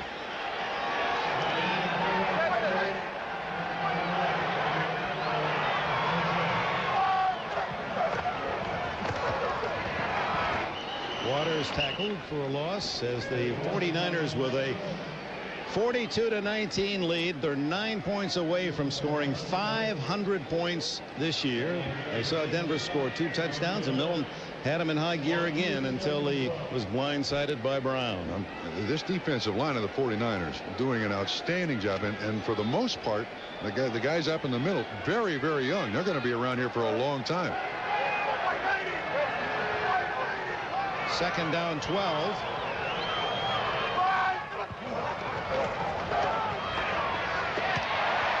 Jerry Rice. And Ray Crockett came over just as Rice was going to pick up full speed with an open field ahead. 20 more for Jerry Lee Rice from Mississippi Valley State. That was a saving tackle, too. One thing about Jerry Rice is with his offseason regimen, as you said earlier, Dick, in the 4th quarter, he seems just as fresh as when the game starts. Like Ricky Waters went out to train with him in the offseason. Almost killed Ricky. Waters is about 10 years younger. 8 catches, 108 yards, and a touchdown for Rice today. Floyd, 35-yard line. We talked to Jerry Rice yesterday. I said, "What records do you want?" He says, "All of them. Before I retire, I'd like to be number 1 in all the major categories." There's one of them. He's only one behind former Jet Hall of Famer Don Maynard for 100-yard receiving games. Of course, he already has the lead in most touchdowns. He's right there in consecutive games with a catch, and we'll show you all the others. And he's never missed a game. 154 straight games he's played in. Oh, Dronette with a sack of Steve Young, who didn't see him. And Young holding his helmet as the first sack registered by a Denver team that doesn't get many. Only the 18th all year, last in the league, and Young is woozy. Boy, to that point, San Francisco had done a great job of protecting him. Young doesn't like coming out of football games. Last time he came out of a game, he was pulled. Dronette gets by Derek Deese. And boy, his head does hit the turf. It's nice to have some grass and some earth underneath that head as opposed to AstroTurf. Apparently he's okay.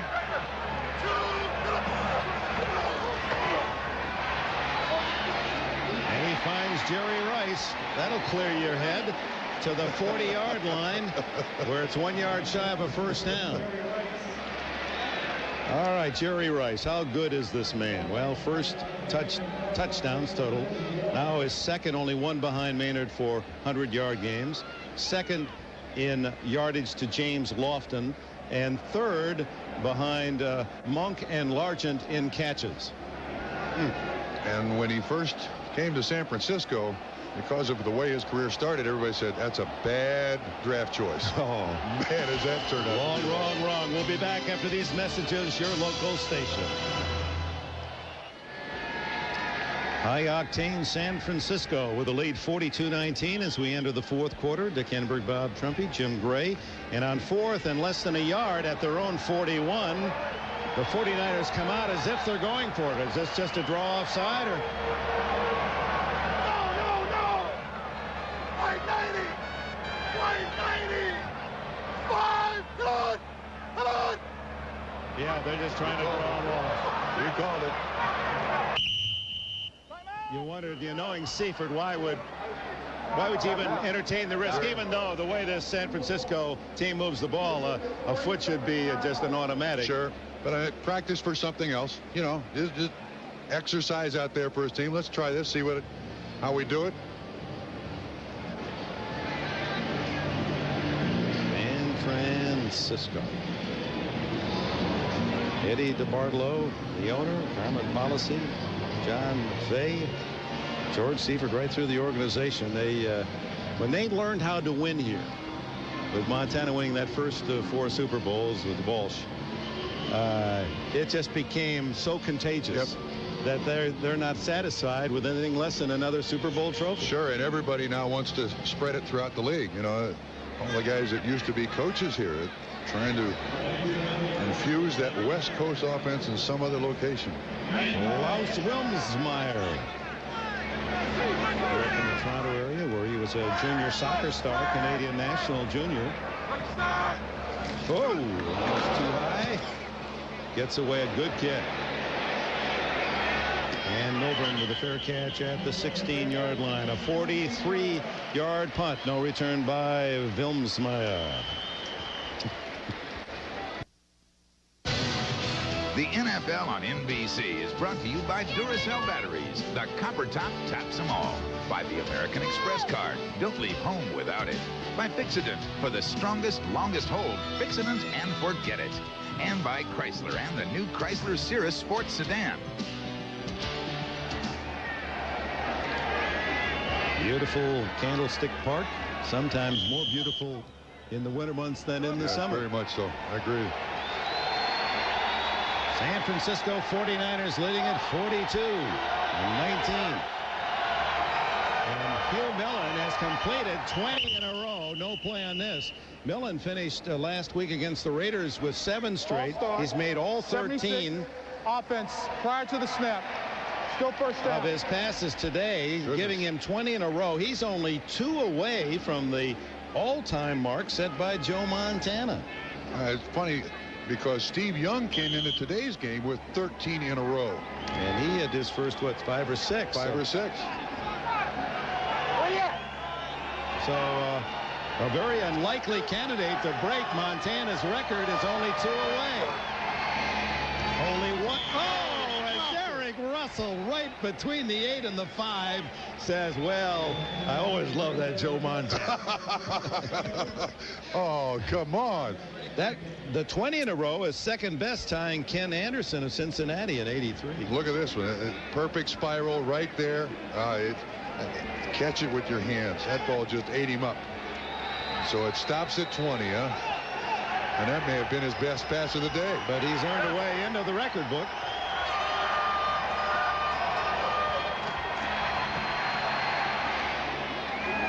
That would have been the tire as Milburn makes a much tougher catch before going out of bounds at the 18.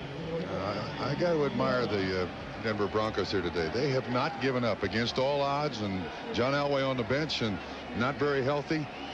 They could have folded their tents early. The fact that Elway played today, he won my vote. Yeah. He showed me something playing. And I asked him last night, remember what he said? I said, John, if the season's over, you have no chance for the playoffs. Do you play? And he said, no, I'd have to think about it. So he was a gamer the first half of this season. 3rd and 9, and that could be interference, and is on Merton Hanks.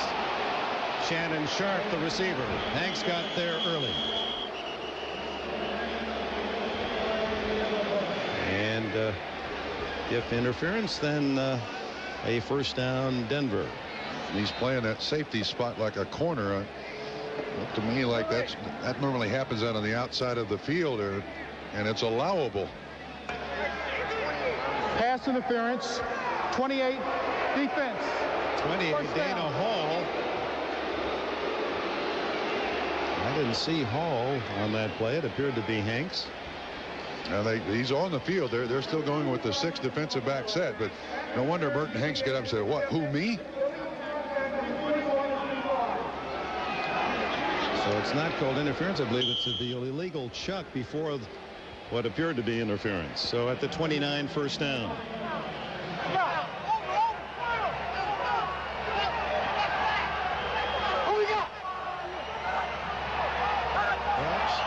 Shannon Sharp beat the gun, and that'll be against the Broncos.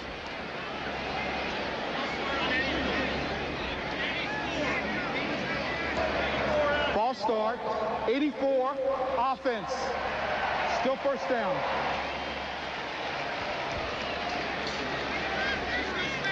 So first and 15. Deion Sanders watching from the sidelines. No, he's back in there and thinking about his next CD. Yeah, let me tell you about San Diego here. Again, I want to get that bit of information in.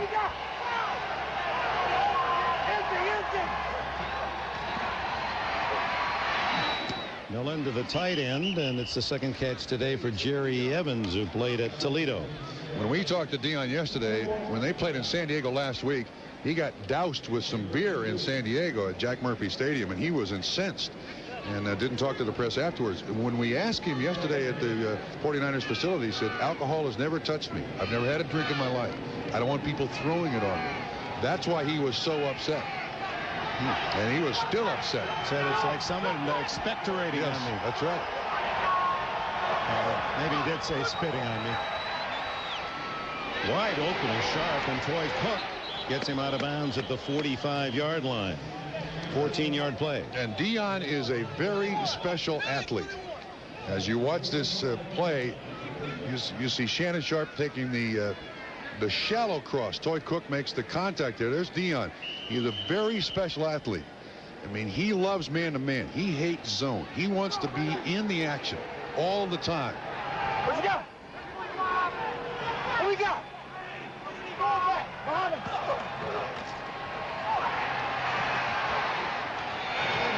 Another catch, but it's going to be for a loss to Derek Clark.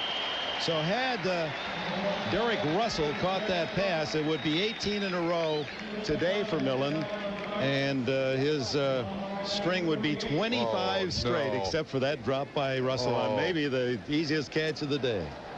Oh, no. How awful is it? I'm sure the player doesn't even. I'm sure the players don't even know that string exists. I mean, I know I've completed a lot here, but for the one drop to be such a simple reception.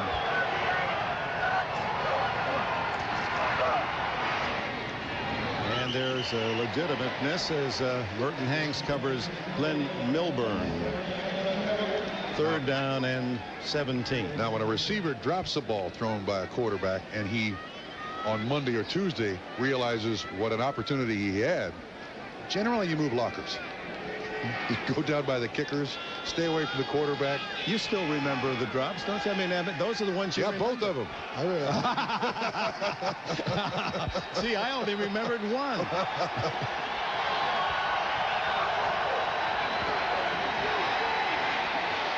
Millen looks for the red shirts behind him and gives a little softball toss to Milburn, and flags fly.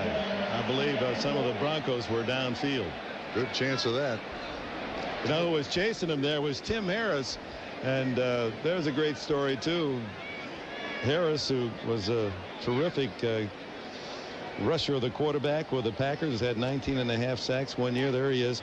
He thought his career was over. He's the maitre d' at Larry's Surf and Turf in Santa Cruz, showing people to their table, working on a good dip. The offense. Ineligible receiver downfield, number 79, is declined. Illegal touching of a pass. The receiver went out of bounds and came back in and caught it. Will be accepted. Number 49. That is a loss of down. 4th down. It's the same as an incomplete pass. You're ineligible once outside. And so Harris reported today in the San Francisco papers that he signed for the minimum. They said, come on back and sign for the minimum, but he gets $5,000 a sack. And so that's why he's chasing Miller. Don't throw it. Don't throw it. Let me sack you. Please, let me sack you. So one of the 49ers, Ralph Tam, said, I've never seen a man with longer arms. He said, when I tried to block him, he used to be able to reach all the way around me and grab me by the back of the jersey and pull me down. He's still getting in shape.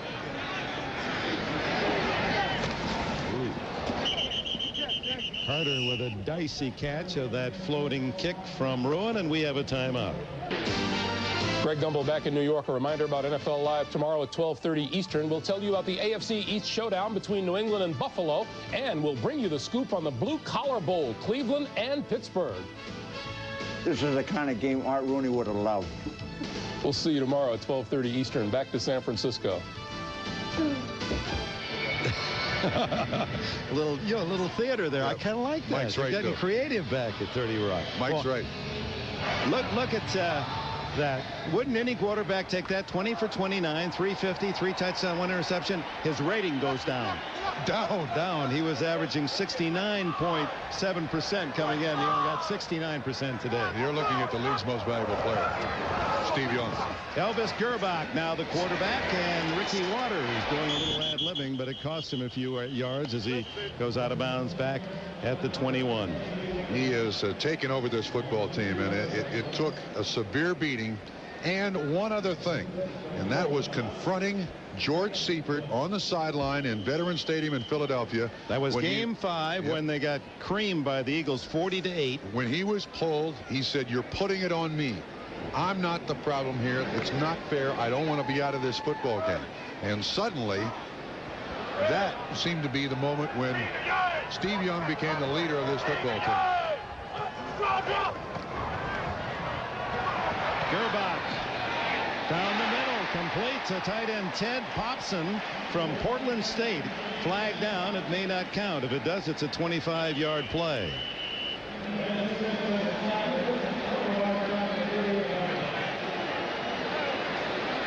And a couple of Broncos holding slow getting up. 39 defense is declined. Against Ray Crockett. And the play will go for 25, and veteran Dennis Smith is shaken. And apparently 2 of the Broncos ran together. We'll give you the report on the other injured when we come back. Dennis Smith injured on that last play, and Dave Wyman was the other. They're looking at his left knee. First down 46. Gerbach, who played at Michigan, as the quarterback. William Floyd. He's put a dent in that end zone today. Steve Young. Well, the 49ers were 3-1 when they went to Philadelphia, or played Philadelphia here, and Young was taken out of the game by George Seifert. And you see him in the background, Young, and not at all happy. He did not want to be taken out. He felt, if you're going to take out the first team, take all of us out. And he said it looked as if you were putting the blame on me, that it was my fault. And he really chewed with Seifert. And Seifert said, it was really healthy. He got a lot of bad stuff out. And he said he's been like a kid, a wild kid ever since.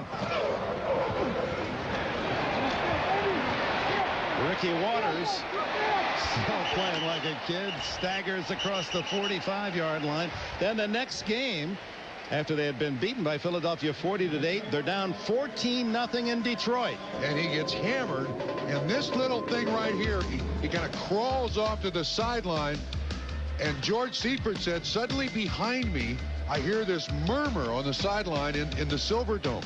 And it's the players rallying together and saying, look, this kid has taken enough punishment. We either put up starting now or we're out of here. They come back and win that football game, and the streak started. It's yet to end. And they've outscored the opposition an average of almost 24 points a game since. So all the planning a coach can do and all the coaching a coach can do, sometimes the players do take hold. Because when Bill Walsh was here as a head coach, you didn't dare confront the head coach. And when Seifert took over, kind of passed that along that same road. We'll run this. You do your job. You're an employee. Well, when he confronted George Seifert, it shocked Jerry Rice. Well, it shocked the team because he's such a gentleman, Young is. Yes. I mean, he's an articulate, very bright guy, and his tendency was always to resolve it inside and understand. And that was the one time he said, I don't want to take this anymore. And Seifert said, you know, I was wrong. I should have taken the whole team out, not just Young. It did look as if I was punishing Steve. And then, but he said that wasn't the turning point. The turning point was the next week in Detroit when the Lions were just, well, you saw how they were hammering Young. We were down 14-0. And isn't that amazing how he said it was almost like somebody cued the orchestra and they all said, hey, let's pull together. This is enough. They're beating up our guy. And they rallied, beat Detroit in that game 27-21 and haven't lost since.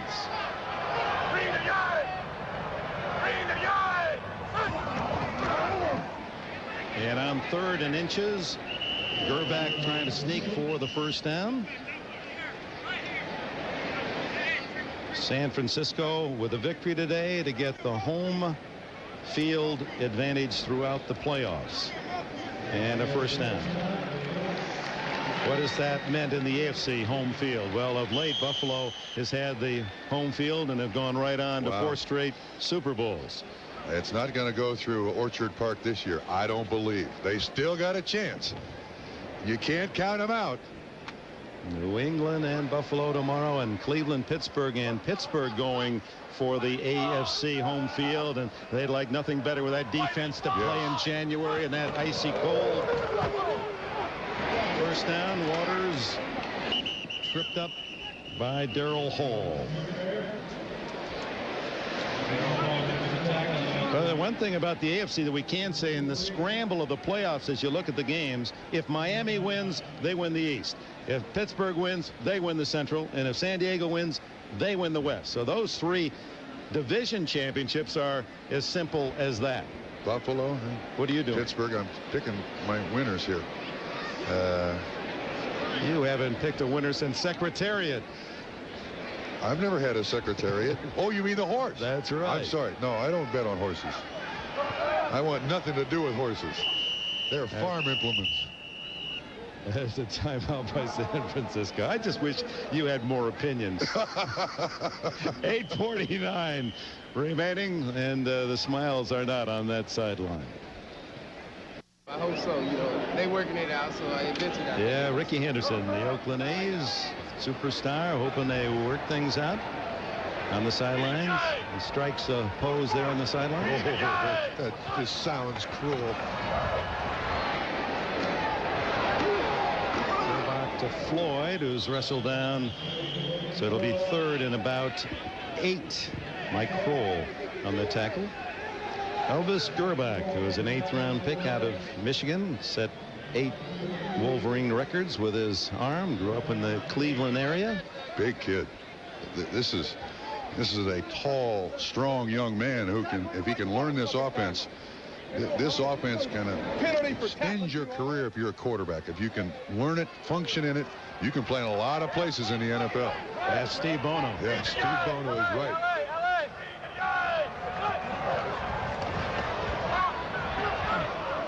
A little high to Floyd, and the flag is down.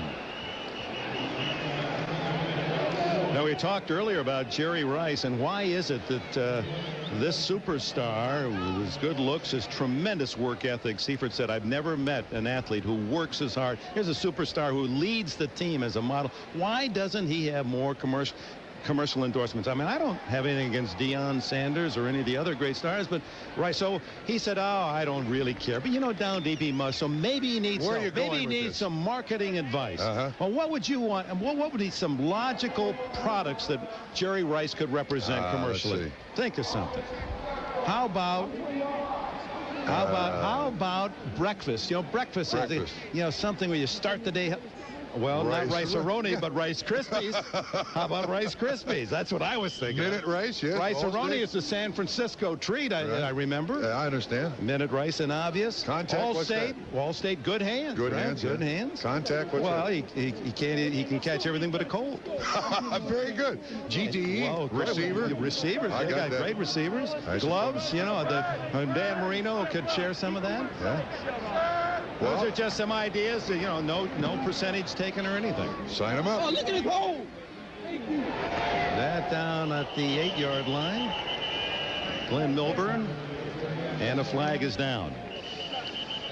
He was very upset that he didn't really get many endorsements early in his career.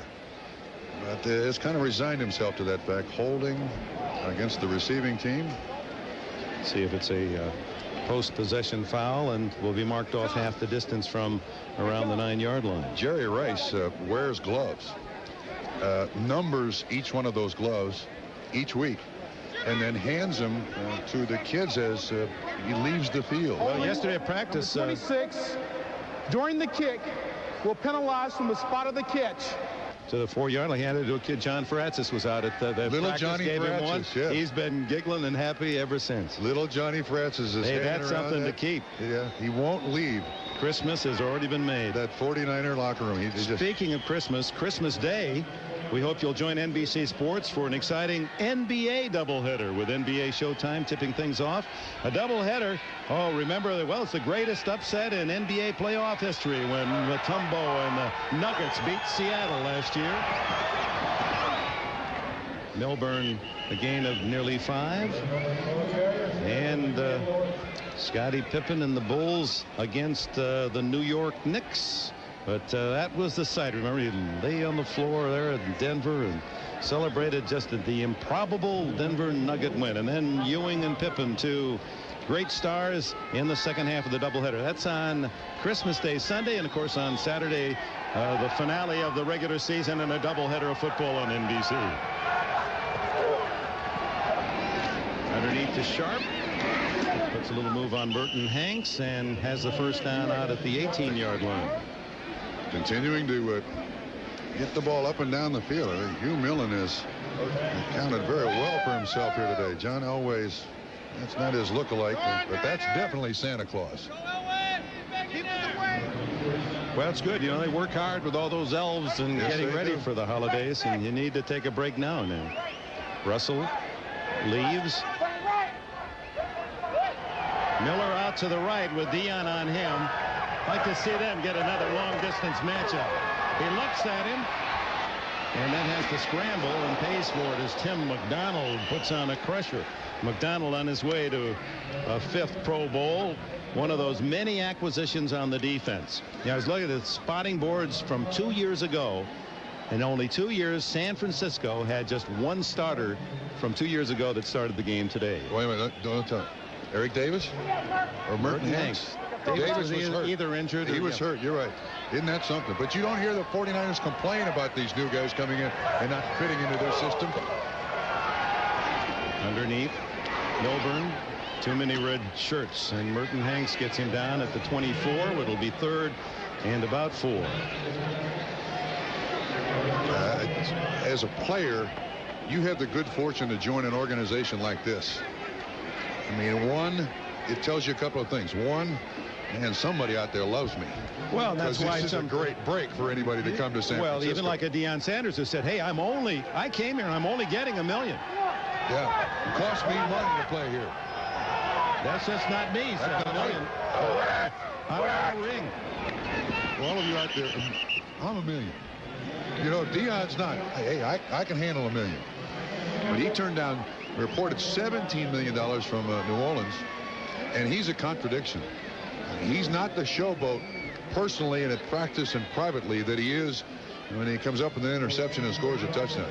That's just not the way Deion is. And when we were in Atlanta a few years ago, everyone seemed to love the guy. Absolutely. And it's that way here, too. He plays for the Cincinnati Reds. You can't find a teammate or a member of the organization who has a bad thing to say about Deion Sanders. Nice kick by Ruin.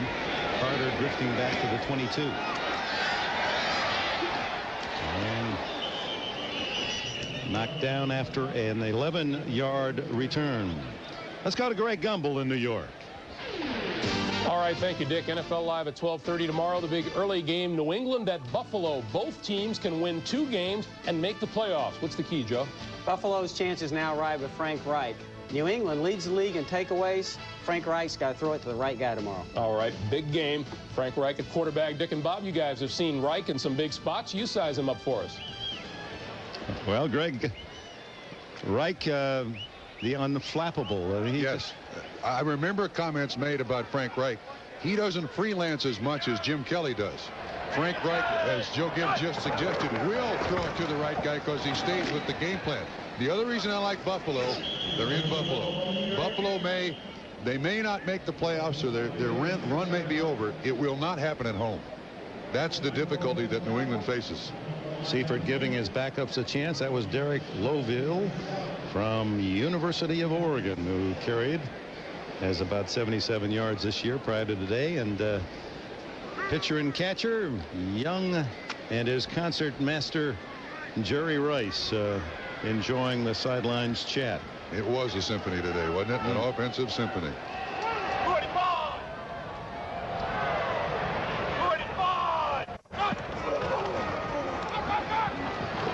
Loville close to a first down at the 42. Takes the clock to the 4:20 mark. So you read any good books lately? Seen any good movies? Seen any good art shows? Well, no, we want to do as we head to the holidays and thank the people who do all the hard work here at NBC Sports. From our president, Dick Ebersol, Tommy Roy, our executive producer, coordinating producer of football, John Foretzis, and the producer of today's game, Monsieur Foretzis. John Gonzalez, our director. Ricky Diamond is the producer of NFL Live in New York, and John Gilmartin, the director in New York, and all the rest of the men and women for the sights and sounds from Candlestick. Look forward to Christmas Eve Day. We'll have more action for you. Candlestick. Place I love. A lot of meaning in Candlestick. You know, this morning, it's interesting. I took a jog out, and it was real foggy out on the point here at Candlestick. Where hotels nearby. And amazing, you know, the birds after which they've named this whole area, the Candlestick bird. Yeah, right. They make the most incredible. What? Go ahead. Go ahead. What'd you say? I didn't hear you. I thought I heard one. No, go ahead. They make the most incredible sound.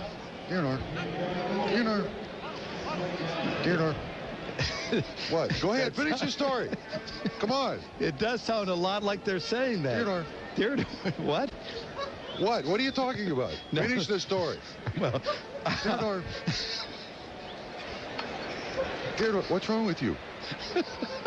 Come on, finish the story. I can't. Theodore. Stop. Theodore.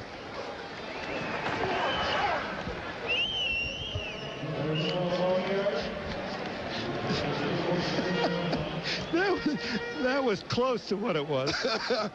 Anyway, let's get back here. 2:41 remaining. Game was over. Are you all right? Early as the 49ers. Very moving experience for you out there on Candlestick. Well, you know, you get up. I have to get up early to hear the birds. That's the problem, and you get tired and you get emotional. I didn't realize you were an ornithologist. I mean, you know. Yeah, and I like to watch birds too. And listen to them. Go back to Loville, and the men who don't play often still know the formula, and another first down. Down to the 2-minute timeout with the Niners about to celebrate 10 in a row.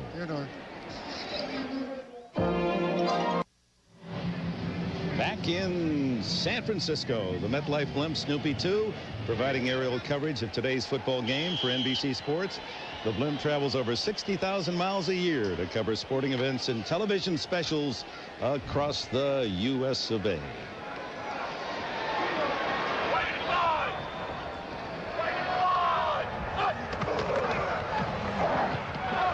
Adam Walker gets a call. Only his 9th carry of the year. Played at the University of Pittsburgh. Earning letter time here for the 49ers, you know. And way at the banquet, they can get up and walk across the stage. It's a tough one, isn't it, for the Avis MVP award today? So many could have won, and our cast of voters are in the back room trying to sort it all out and come up with it's a close the ballot. award. Very close ballot. All the candidates. 2nd and 7. San Francisco hopefully running out the clock and Derek Loveland. And the 205-pounder that played for the Pac-10 champion Ducks a couple of years ago, looking good. You know, Dick, if fans just tuned in late, this was decided on the first drive of the game. San Francisco telling Denver, no, we're here today. We're interested. And then scoring on 4 of the first 5 drives in the first half. 4 touchdowns, 28 points. They put them away early. 85-yard drive with the opening kickoff, 10 plays, and Waters with a touchdown, then a fumble on the very first play for Denver as Elway was sacked and Young went to Jerry Rice, 23 yards. It was 14-0 before you could blink your eye. Yep.